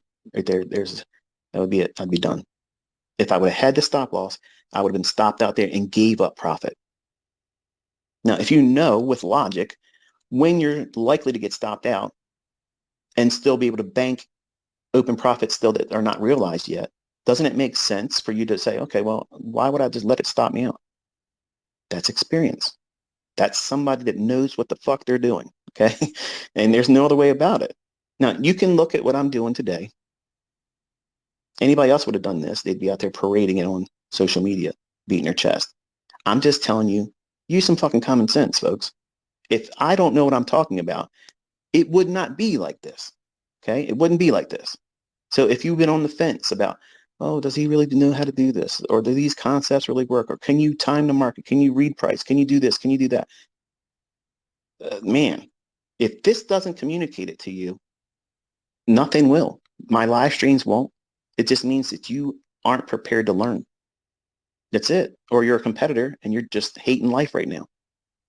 And that's fine. That's okay. But I want you to know that there's a process that you're going to have to go through. And it's going to be longer than you want it to be. It's going to take you longer to get this because you have all this baggage you're bringing to it. Oh, but I heard this guy say about SMC concepts or ICT's a fraud. He used to deliver pizza. Fraud this. I can do this every fucking day, every single day. I can do it right in front of the CFTC. Yes, I can. I ain't worried about none of that shit. I ain't worried about none of it. If I couldn't do this, I sure as hell wouldn't be out here doing it. I wouldn't be inviting you all to watch me fall on my face. Think. If I didn't know for certain that I knew what these candlesticks were going to do likely next before they do it, you think I would be out here doing this? Hell no. Nobody would. Nobody would. But everything else in the retail version of trading has perfect excuses when their trade fails. Oh, well, you know, my harmonic shark, my bat, this and that and the other thing didn't work today. Okay, whatever. I don't have any of that shit to worry about. I'm looking for where the orders are. What time is it? What's it likely to reach for? When will it likely fail? That's it. There's 4 things that you need to know with me, okay? 4. Are we going up or down? What's the bias, okay? Are we going up or down? If we're going up, we're only going to go up to take out an old high, or we're going to go up into an imbalance that it left a fair value gap above market price. That is it. That's it. Flip it now. If it's going down, it's going to go below an old low, or it's going to go down below market price to a fair value gap where there's an inefficiency. Now think about that. Isn't that fucking easy compared to which harmonic pattern are you going to look for? Elliott wave count. You know, come on. That shit's subjective. It's subjective. Your low on your chart is not gyrating and moving around and morphing into something else. It's there. It's sitting there. And time is marching forward continuously. We know that there's going to be a great deal of excitement in the marketplace to do certain things at the opening price or opening range at 9:30 and at 8:30 when news drivers come out. And you have to be able to frame a narrative, which is kind of like what I fleshed out with you. That's the hard part. That comes with experience. I cannot, listen to me, okay? And if you're all waiting for my books, just know this before you even or start chomping at the bit to buy it. I'm not going to be able to take 3 decades of experience and being able to map out narrative based on real-time data, looking at 1-minute charts. I can't find a way to do this easy for you to just read a paragraph or a chapter, and this is how you do it. That's why I'm doing what I'm doing this year with you live. Because only by seeing it done, outlining what I'm looking for, what factors am I mentioning. Anything that I did not mention has no fucking basis on anything today. Unless I talked about it, there was no reach for me to do it. There's no need for me to talk about any of the other things that you think I should be talking about. Trader's Trinity. You know, what about the Judas swing? And how about the Asian range? And how many standard deviations? Forget all that. I didn't use any of that for what I just did. I just read price. That's all I did. Very simple inefficiencies, draws on liquidity, time. That's it. That's it. Now, is that not easy? I'm not saying it's easy for you to replicate what I just did. I'm not saying that. But what I just showed you, is that not easy compared to everything else that you probably looked at and dabbled in? There's all kinds of supposed bullshit that makes us money. Indicators. What indicator did you see me use here? Open, high, low, and close. And the clock. What time is it? I only talked about rectangles being on the chart to identify it with you real time so that way you can see it visually in your chart. Does this price respect that level? Does it gyrate and reach to the level I'm talking about next? And you have to feel what it feels like to watch it do that. Because it's not going to be immediate. It's not going to be, oh, I'm in the trade, so it better deliver fast because I'm uncomfortable. The market doesn't owe you comfort. It doesn't owe you money. You're not supposed to be able to do this, folks. As much as it feels like this is the playground for everybody to join and have fun. It's all membership. We just got to pay our dues to the broker and we can all get rich. That's not how this works, man. That's not how this works. This is hard. It's war. It is war because you're battling not only yourself, because you're going to talk yourself out of going out in that battlefield every day unless you know how to do this. And how do you know how to do it? You go through the process that's boring. You read price without pushing a button. And you think to yourself, okay, if I were in a trade right now, where would the risk be? Where would my profit potential be? Where's my partials going to be? You have to know them before they go there. Otherwise, you're doing what? You're reacting. You'll chase price with no real reason for being in it. And then any small little fluctuation. Every time we had a small little retracement, did you hear me freak out? No. But when it was potentially going to reverse, I gave you a mindset that, okay, if it does this, then I would collapse the trade and save my stop loss. Real boring, monotone ICT. Not amped up, not heart palpitations and heavy breathing and fast. Oh, I hope. You hear me say anytime, I hope it doesn't turn around. Please don't turn on me. Please don't wreck me. That's a sign and a testimony of somebody that has no idea what the fuck they're doing. And if that bothers you, if that offends you, I'm sorry. Okay, I'm not trying to offend you, but I'm trying to shake you by the lapels and tell you, listen, okay, you have 1 year left with me. 1 year. I'm not going to do this again. If you've been on the fence with trying to learn what it is I teach, or taught rather, and what I teach presently, all you have to do is show up. It cost you nothing but the time to be here this morning, but I guarantee you, nobody else on live streams did what you just saw me do. Nobody told you what was going to happen, why it was going to happen, when it was going to happen, and how it was going to do it. And I did not learn this from Chris Laurie. I did not learn this from Larry Williams. I did not learn this from anybody else out there. And that's not beating my chest. I'm just telling you for the last fucking time, there is nobody that taught me this. I am of the character that, hey, if they did, I'd say that person taught me. Linda Rasch, okay? She's on Twitter. She doesn't have a big following. She should have a bigger following. She was a mentor to me. She gave me the foundational points about understanding where stops are. It didn't make sense to me. It didn't make sense to me. And she was the very person and trader that pit me against my original mentor, Larry Williams, because Larry Williams said, there is no them against you. Though those guys got us guys. They stopped us out. Motherfucker, listen, I love you, Larry. I do. I love you to death. But you're wrong. You're wrong. And Linda Rasch was the one that I read in her Street Smarts books, or Street Smart book, rather. Her and Larry Connors wrote that book. If you don't have that book, you should get it. Okay? I don't get a kickback. She don't even know me, probably. Bottom line is that book has these little snapshot setups, okay, that a new trader can find. I found it very useful because it gave me a snapshot of what it is I should be looking for. You know, a single low stop hunt or a double low. You know, those things can be hunted. Well, even in her book, she's not targeting that. But when I saw that, I'm thinking to myself, well, fuck, if I'm getting stopped out, there's somebody who can see that. Now I can see it as a potential bullseye. Well, I'm going to be the archer. I'm going to shoot that shit. And then once I adopt that mindset, Everything started to unfold, like the veil lifted. I'm like, oh shit. I'm looking for entry patterns when I'm supposed to be looking for where's the market going to go for and why should it go there? It's going to hurt somebody. This market, you think it's your best friend. Oh, I love the market. This market is a cruel lover. And if you don't give it everything, oh, you think a scorned woman has no measure in terms of wrath. This shit will end you. You have to give it everything, all your attention, all your attention. Even on days that the markets aren't moving, you have to do that because it demands it. Lazy asses are not going to be able to survive in this marketplaces, especially now. This is hard market conditions. You see these jokers out there talking to you. Oh, well, it's so easy. I'm smashing. I'm killing it. I'm making $300,000 a day. Raphael Palmdale.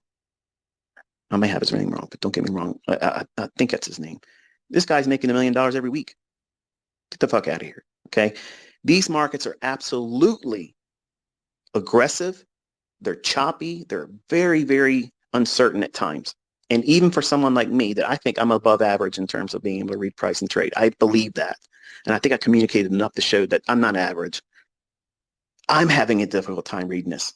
Usually it's like cakewalk. I turn the chart on, bang, it's there. It's easy. It's not like that, folks. I demand a whole lot of things now to get me in, like I showed you this morning. Whereas before, we have cleaner markets. It's just real easy. Get in there and bang, bang. And we'll have that. You'll see that this year. And you'll see me get my ass handed to me when I'm wrong. It's going to happen. Okay. I'm going to be out there. I'm actually going to pick days where I have a tendency for that to happen. And you'll hear me go into it. I'll explain it to you. This is a day that's difficult. And I'm going to force myself to view it in front of you so you can see how I get it wrong. I took 2 trades yesterday and I lost on both of them. They were small. I knew that the day was characteristic of me losing. So you saw me do 1 single contract. That's what it looks like.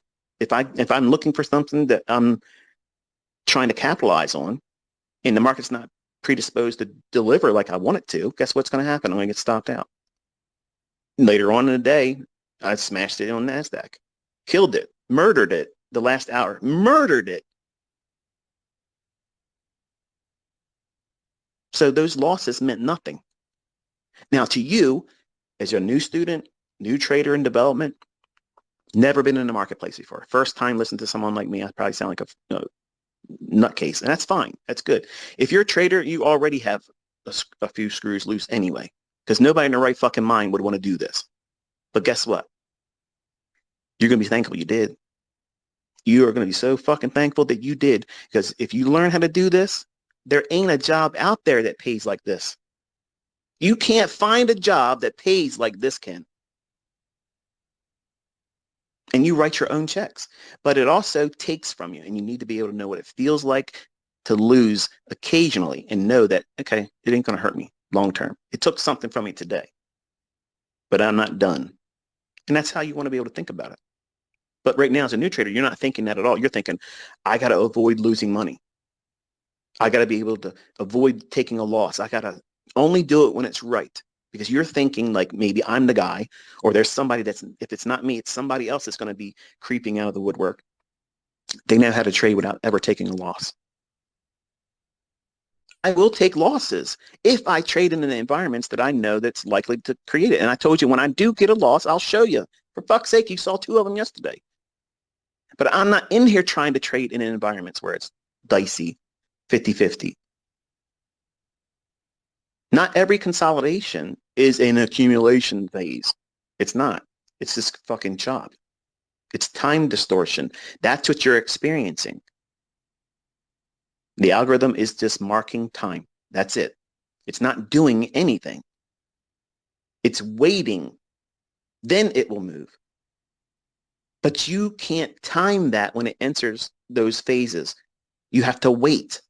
And then the market will show you its hand in a time-based chart, not a range chart, not anything other than a time-based chart. If anybody sits down and tells you that they're going to show you something algorithmic and they're doing anything outside of a time-based chart, turn them the fuck off. They're full of shit, because they're going to show you a 50-50 hit rate. They're going to get stopped out many times in their trades. They're not going to be accurate, and they're going to be praying while they're doing their live streams and saying, I hope I'm not getting wrecked. You're never going to hear me talk that way. That's never going to happen. I know what I'm looking for. It's black and white, period. End of story. If it's a gray area, I'm not fucking touching it. That's what experience, with the real experience, the real knowledge, a real algorithmic perspective on price action. That's what you get.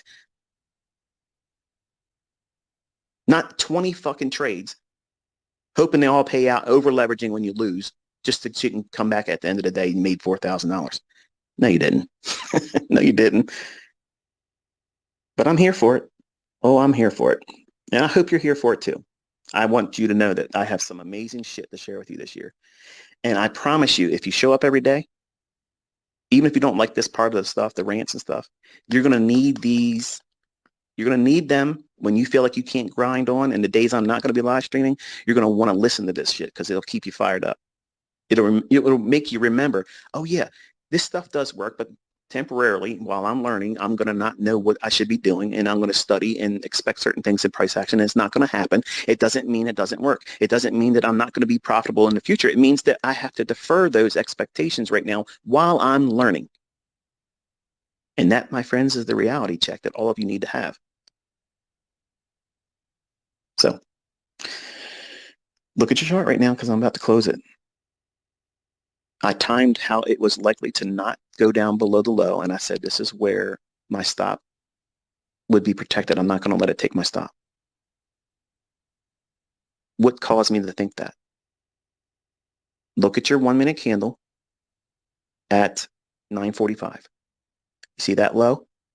Draw a little line segment from that low to the right. I'm doing it as I tell you, so that way I know I'm doing it right. And then the low at 9:50, draw a little line segment to the right from that one. And now you'll see at the 9:54 low, how many times did it make a new low? 3 times. Okay. So at 9:45, that low was pierced and traded through to the downside on the 9:49 candle. See that? Then it created the short-term low at 9:50. Traded back up to the fair value gap I mapped out for you. And then that low formed at 9:50 was pierced on 9:53. And then at 9:54, I was already giving indications to you. Go back and listen. It's there. Can't edit it. I said, okay, now I'm going to watch and see if that middle of that candle, of what candle? The up candle at 9:51. I said, my eye is watching the middle of that candle. I don't want to see that candle, that midpoint, which is mean threshold. I don't want to see that traded through. If it trades up through that, I'm going to save my stop and hypothetically close it, and it wouldn't get my stop loss. And I don't give a shit if it goes down below and runs out to 830 low. Remember me saying that? You'll hear it in the recording when it's done. I don't post these anywhere. And there's a lot of you out there that are taking them and put them on your YouTube channel, and I don't give a shit. Do what you want with them.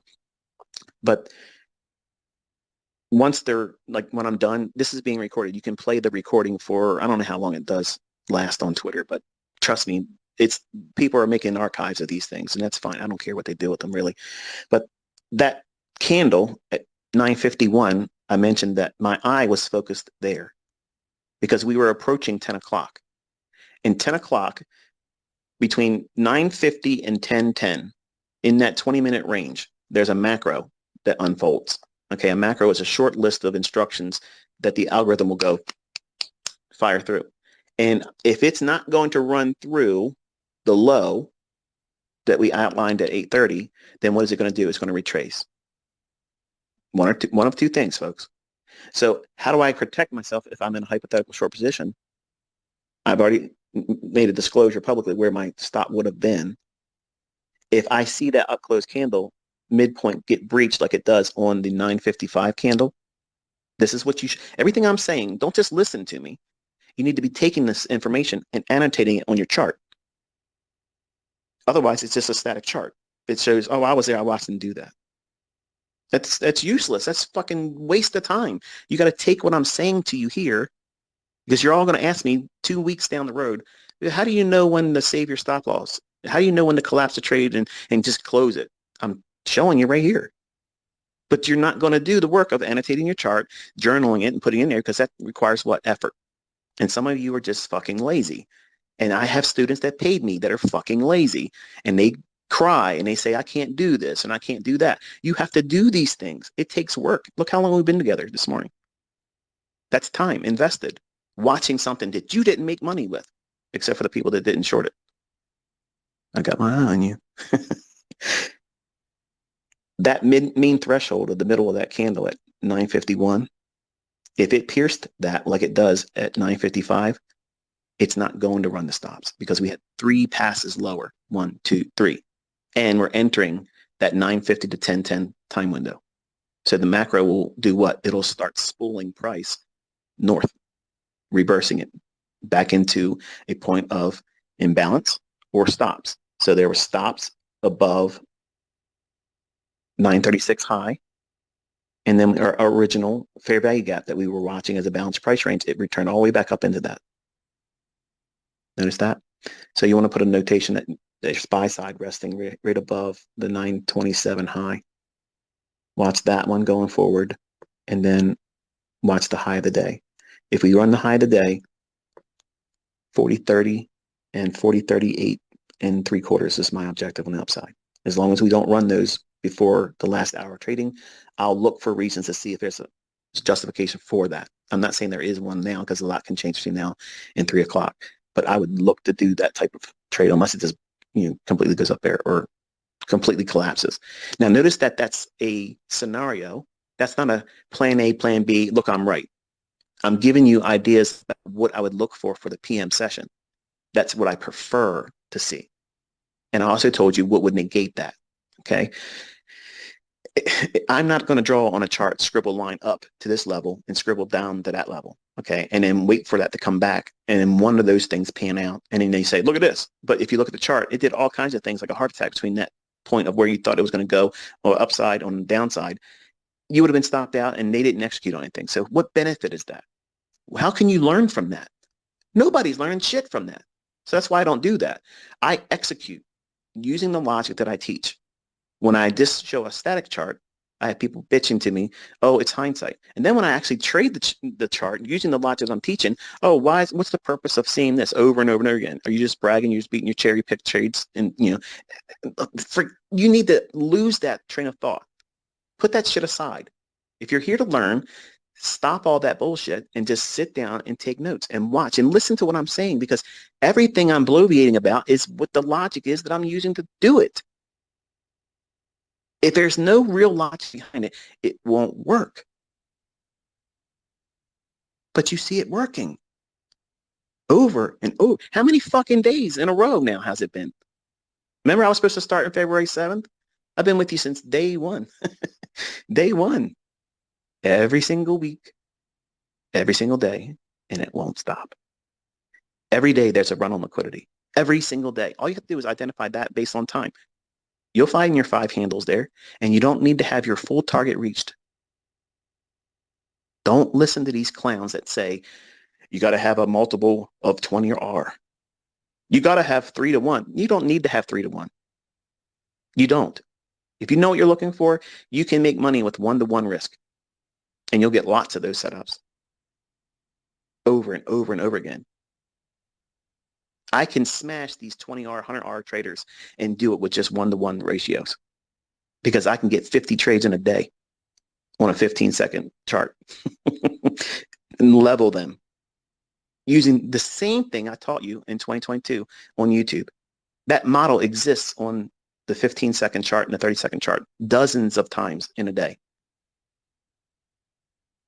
That's what high-frequency algorithms are taking advantage of, those minor little fluctuations, because they're pushing volume through that, big volume, jamming it in, boom, boom, boom, boom, boom. And all I'm doing is looking when those instances are likely to be unfolding. Then I know I'm on side. Their orders are not pushing the price higher and lower. The algorithm's going to go to that price whether there's enough trades behind it or not. And that's what you don't understand. And that's what I get. I've been trading for 50 years. This guy's full of shit. Well, come out here and do it like I just did. Map it out every minute, every fucking minute candle, every single minute candle. You explain why it's going to do what it's going to do. No, you're not going to be able to do that. This is where you start. And at the end of the year, you're going to be seeing evidence with me and in your own phenomenal precision, fucking off the charts precision, shit that repeats over and over and over again. And nothing is stopping you from learning this except for you. That's it. Nothing's stopping you. What's going to be an impediment? Time. You can watch the shit later on. It's still going to be the same lesson. What's the difference if you watch a recording of me doing it live? You didn't make it there. You couldn't see it because you're running a business. You're going to school. You can't be up. You got to go to work. Okay. Watch the recordings because it's better than market replay on TradingView, which is stilted. It's like you don't see the candles continuously painting. Okay. You can't appreciate the delivery of price the same way. But you'll watch my recording of that and you'll be able to have that same experience just like you were there. And those same videos you'll be able to go back to and re-watch them and study it over and over again. Listen to what I'm saying at the time I'm saying it, what I shouldn't see, what I should see, what you should be feeling right now about why price is doing this or doing that.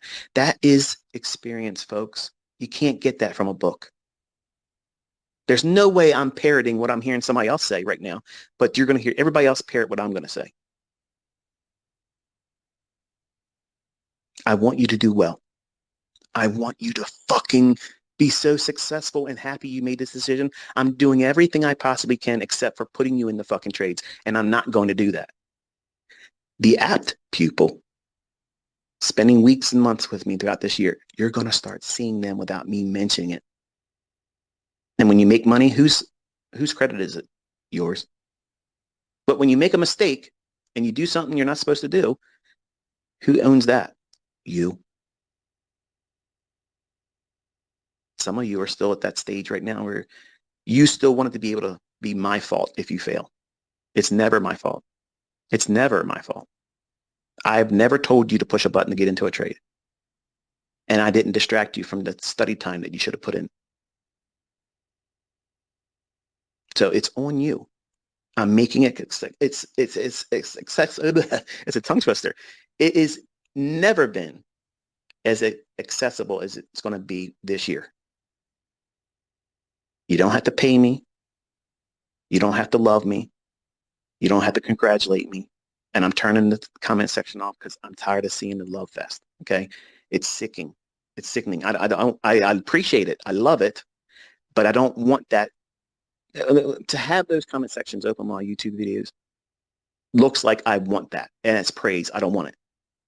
Don't call me king. Don't call me the GOAT. Don't call me the greatest of all times. None of that shit. I'm Michael. I'm ICT. That's it. The ghost in the machine. I'm what makes this shit move around. And I'm going to prove it to you this year. I'm going to call every single fucking minute candle right in front of you. And I'm going to outline every single thing, why it should do this and why it shouldn't do that. And I'm also going to tell you when my algorithm will not perform like it should because there's other things going on. There's a hand behind this that you won't see.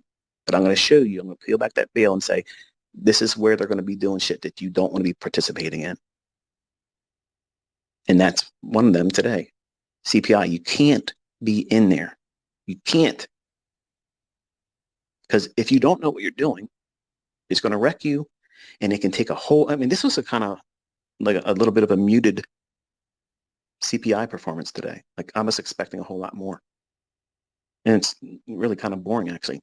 It's kind of like what non-farm payroll used to be for us in the 90s. And it moved around a lot. We don't have that much. I mean, last Friday was amazing. That was awesome. Went way beyond what I thought I was going to do. But generally, they're not like that. It's like a little bit of flurry of something, and then it just dissipates. This is not, it's not showing me much at all right now.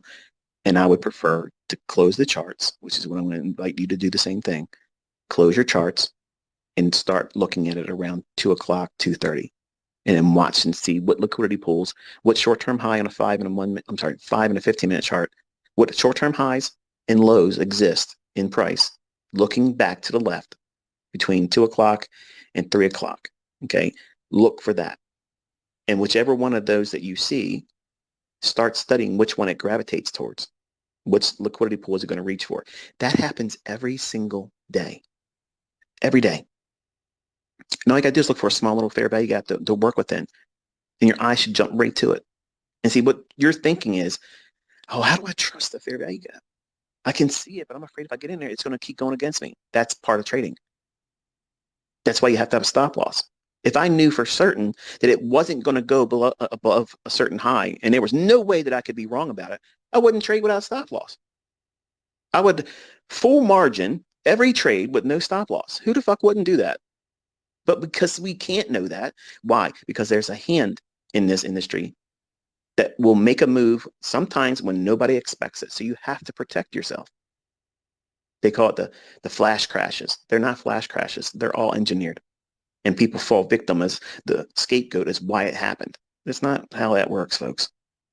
But you'll eat it up and believe it because it's a perfect excuse to, oh, that's why it happened. Okay, business as usual. Let's go along. Just understand that you're not supposed to make money with this. You're not. It was not designed for you to be a participant in it. You are the cattle. You are the sheep that these books and educators that regurgitate the nonsense that comes out of them, they're the Judas goat that you follow right into the slaughterhouse, and you don't even realize it. You never stop to think about the logic that you're learning is the very shit that puts you in that situation.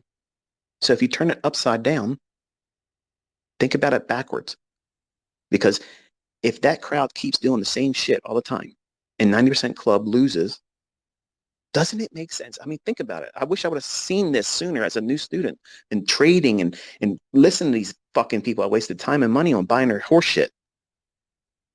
I wish I would have just reversed everything they said and faded everything. I would have been 90% club right away. It's produced for misinformation. And nobody can say that you didn't see this shit unfold like it did. I outlined it. I told you why it should do this, why it shouldn't do this on the smallest time frame that most of you can do on a 1-minute chart. Goldman Sachs alumni are on video. You can still see it on YouTube. If anybody tells you they can time the market and trade with intraday charts, I promise you, they're a con man. Run away from them. Really? Really? That's fucking awesome because you just made me a superstar. By default, you just made me a superstar. All I got to do is keep doing what I'm doing. And you're Goldman Sachs. You're the guys that are supposed to know this shit, but you don't know anything. You know nothing about price. Listen, folks, the professionals that you think are professional and they have all the answers and shit, they don't. It's the people out here that are kicking fucking ass, doing it in the charts, making liars out of all the other bullshit that's out there. That's the mavericks you want to listen to. The people that can get out there and literally roll their sleeves up and say, fuck the bullshit. This is what really goes on. Watch me roll. That's how you determine who's who. I have no problem with someone teaching with a hindsight chart. I've done it for a long, long time. It's beneficial. You need to start somewhere. I have no problem with someone teaching in a demo account. Nope, I have no problem with that. Because if the logic is sound, then you'll be able to know if there's sound logic. But the problem is in this culture today, everywhere, globally, you are fucking lazy and you expect everything given to you for free. Like I'm obligated and everybody else that's wanting to teach something is obligated to cater to you. You got to wake up and realize the world isn't like that. You have to roll your sleeves up and do some work. And sometimes it's going to take longer than you want to. And that's okay. That's a good fucking thing because when you get through it, you're going to feel, like I did it. I feel good. I got through this shit. Now I know exactly what the hell I'm doing. No one can take that from you. You earned that shit. You didn't purchase it. You fucking earned it. When people join my mentorship, guess what? That didn't obligate me to fucking make you perfect. It meant that you now are a part of a crew that has to work their fucking ass off. And guess what? If you didn't do what you're told to do and you fell, get your ass up off the ground and start working harder. Look around, folks. People are fucking making real money.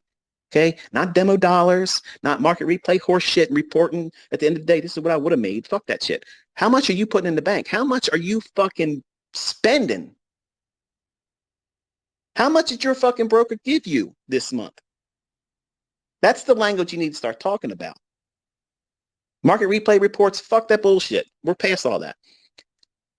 You have to know how to do this, folks. Your bills don't get paid with hindsight, cherry-picked bullshit market replay trades. It doesn't work that way. And you can get encouraged in the beginning. That's fine. But you got to gravitate to what the real shit is. What makes these markets really move?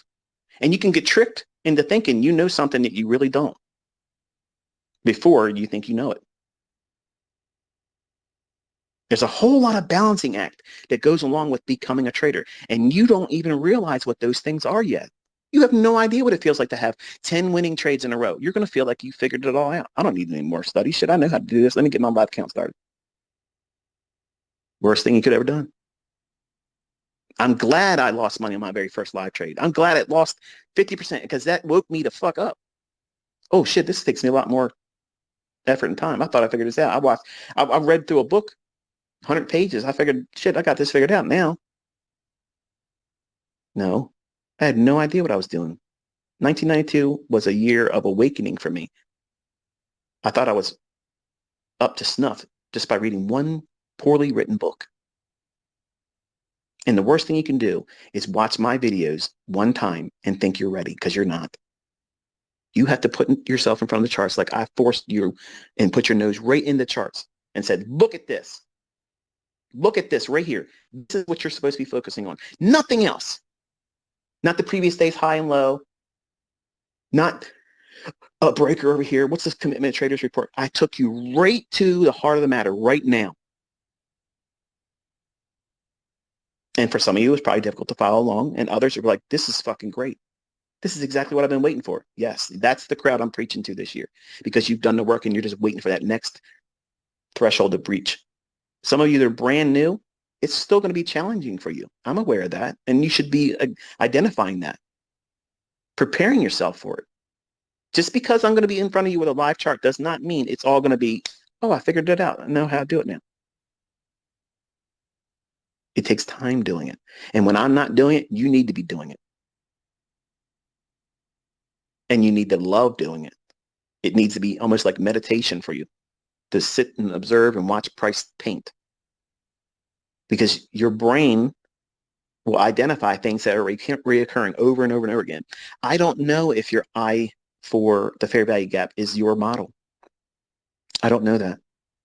You might see breakers as your pattern. You might see optimal trade entries, order blocks. That might be the thing for you. Turtle soup sells, turtle soup longs. Institutional order flow entry drill. I have lots of tools to get me into a move. I'm never going to be short on a way to get into a move. When I know the move's there, I'm getting in it. And to the untrained eye, when you look at my trades, if I show just the little arrows, oh, you're chasing price. Get the fuck out of here. You don't even know what you're talking about. I'm going to get in here and show you every single week examples of what a neophyte would say is chasing price. But you're going to know at the end of the year how that is horseshit. There's 100% measurable risk in that. You'll know why it shouldn't do certain. Like you watch me today. It should not do this. It should not go beyond this. It's like I'm walking this shit on its leash. And you still doubt me. It doesn't matter. It does not matter who believes what you're learning is real or not. All it matters is, does it benefit you? Are you learning? Because if that's all that you focus on right now and you grow and you're understanding each day and you're seeing it work, you're seeing proof of it, folks. This is not after the fact horseshit. This stuff happens every day. It's a beautiful opportunity for you to have a laboratory experiment for yourself to observe what price is doing. And you log that. And the best advice I can give you, and investment that you can make in yourself, is to get a screen recording process for you. So even if you're not in the markets live, like if you're at school, or if you're running a business, or you're working, or if anything that prevents you from watching price action in the London session and in the New York session, in the afternoon PM session for equities, then you should record. And honestly, even if you can do it live, watch it. You should record it every day.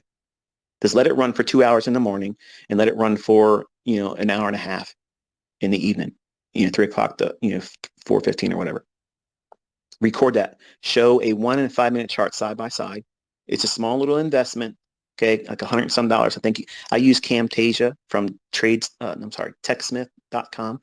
TechSmith.com. I use Camtasia as a recording program. I love it. I've used it for a long time when I first started doing videos for folks on Baby Pips years ago, 2012. It's an easy process to record it. You can edit everything and you zoom into certain areas that you think are useful for you and then record that. Do a descriptive title to it so that way you know what you recorded, the date, the time, the market you were doing, and what your focus about that was, and then log that. That's better than a trade journal. That's the best fucking journal. Because in that chart, in that recording, you're going to have your own annotations and you can watch it. You can literally watch it. Upload it to your own personal YouTube channel and watch it right in the living room or your family room or where, if you're on the go, if you're sitting in like my son's having surgery Friday and I have to have something to distract me while I'm waiting for him to come out. Well, this would be something like if you had something uncomfortable, you're waiting into motor vehicles, waiting for some bullshit number to be called because you have to be waited on something. You're waiting for your oil change. You can watch it on your phone and you can hear your own annotations being spoken and watch the price action. So you're not wasting time sitting around watching Netflix and fucking off. You're constantly pouring this into yourself. You're investing in yourself. Don't waste time. Don't waste time. You got 1 year to do all the right things. Because let me tell you something. If you don't know what's going on right now, just take a look and step back and look around. Shit's getting real expensive. Things are getting hard to get. Food's getting really stupid. And it's going to get worse. And I'm going to have a clean conscience at the end of this year. I've done everything I humanly possibly can to improve the likelihood of you doing better than the average person. Because the average person is going to be suffering. They're going to be suffering in the next 12 months. It's going to get real hard. And that's all I'm going to say here now. But you need to prepare yourself. Make sure you have a secondary income or complete replacement of, because your job may be redundant. There's nothing guaranteeing that your job's going to be there tomorrow, next week, 6 months from now. I have so many students that have come to me and say, I was working, I thought I was doing really great, and they sacked me. Said I'm redundant, they can't use me anymore. What the hell? Yeah. Are you prepared for that? Are you fucking prepared for that? Most people aren't. You're walking around like a zombie thinking, okay, well, it's the same thing I do every single day. Go to work, I do the same thing, I get paid at the end of the week or every 2 weeks. And you think that they need you. They don't fucking need you. They don't need you. They need you right now. Like I need some fucking lunch because I'm starving. But I don't want you thinking that you're irreplaceable because they don't need to replace you. They can just get rid of you and save the money. And companies are going to start doing that aggressively right now because there's a turning point that we're going to enter, and it's going to be uncomfortable, really uncomfortable. It's going to be uncomfortable even for people like me to have money. Having money in the bank is not protection, but there is no alternative. Cash is going away, and you need to preserve what you can, build what you can, and procure as much as you can in terms of resources, things for your home, and make your house ready as best you can, because we're going to enter some real tough shit, and I don't have the answers, and I don't want to be criticized for not doing at least this much. I don't think it's outside the realm of reasonable, given how the Lord's blessed me, and I made a deal, and I'm doing it. I'm living up to my end of the bargain. If you open my eyes up to this, I would spend the rest of my life teaching, and I am. But I'm doing more than I ever did, ever, this year. I'm sitting with you in live data, something I swore I would never do. Because I know some of you that are running signal services or mentorships or whatever, you're going to be listening to what I'm saying. And I'm in your headphones, and you're going to try very hard to keep up and say whatever I'm saying. So your viewers that don't know me think that you're smart. That's okay. I don't care. This year, you can take advantage of me. I don't care. I don't care that the people are taking my spaces and putting up there on their YouTube channels and monetizing it. I don't care. I'm not going to put a takedown notice against that. I don't care. My focus is right in front of me. It's you. All I'm trying to do is help you. I'm not trying to be your friend. I'm not trying to have a worshiper, a new cult member. I don't want any of that kind of shit. I just want you to understand that I don't have to do this. And just appreciate the fact that I'm willing to do it. And your currency is paying attention, earnestly paying attention, taking notes, and doing the best you can to keep up. That's all.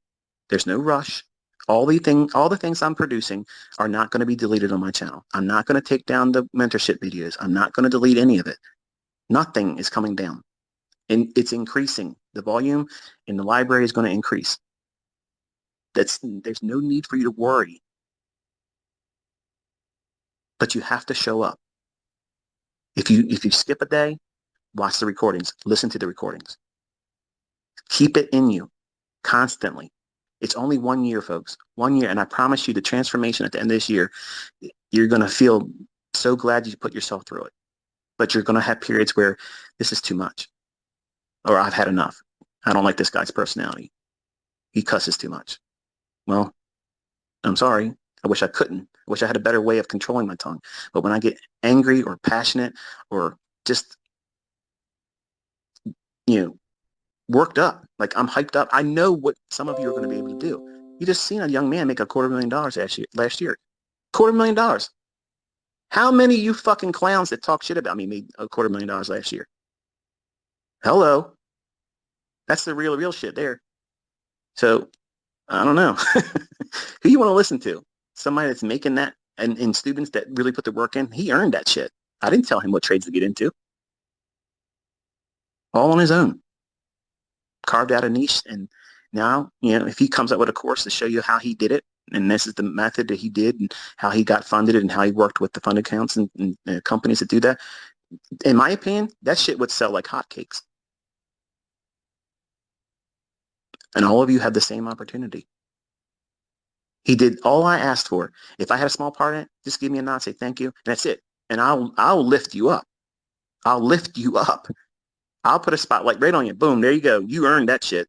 You did it. There was no communication privately. Nobody, ICT traded for him. I got a guy literally send me a fucking email and said, you traded his accounts for him, and this is all marketing. Are you out of your fucking mind? Seriously? That young man did that on his own. To be quite honest with you, I didn't know him from Adam until that interview where he did like $28,000 withdrawal. I was impressed with just that. Then I'm looking at his Twitter, and he says he's done $250,000, and I'm like, well, what the hell? How did I miss this guy? Why didn't you all tell me about him? Come on. So, but I have lots of students that are private like that. They don't want to be out there, and I know some of you young guys do, and that's great. But you're still going to get trolled. People are going to be upset because you're doing something they can't do. Their service can't live up to. Their results are nowhere near. And guess what? Smile and wave. Smile and wave and relish in all of it, because that's success. Because you're going to have people always biting at your ass when you're doing it well, better than anybody else. But guess what? The view never changes when you're in the lead. It's always the same opportunity of new money. Always. It's the same way. But for them, it never changes because they're always looking at what you've done and not what they can do. You're in their way. Think about that. If they're hating on you, they know that you're going to do well. They're trying to distract you from doing this. Think, folks. There are some stupid asses out there that are just trying to make a name for themselves when they talk about me, whatever I do, my students. They're clowns, okay? But there are real people out there, and they're going to see more of them this year, because as I'm doing this is becoming mainstream. It's accessible to all of you. And you're going to see campaigns to smear me, what I've done, what you are going to do, what you're learning. All that is going to be meant to distract you. Keep your focus on what I'm teaching you. Everything else is horseshit. Everything else. Can anybody take you and pull you to the side and say, you didn't watch me outline this morning? Nobody can do that now. Nobody can take that experience away from you. And you all that have doubted me would have had that experience if you just would have did the work yourself. And that's why I'm doing it this year. I'm removing any doubt. No confusion. It's still going to require a lot of work and effort. But you're not going to have an out where, oh, it's cherry picked. Oh, it's hindsight. He never shows us this. He never shows us that. I have never seen any mentor ever explain every single 1 minute candle before it happens and why it should happen. I've never seen that. You're going to have more people doing it now because I'm teaching you. And my students will be able to do that same skill set. And I'm loving it. I want to see it. I want to subscribe to your channel. I want to support you. There's nothing wrong with that.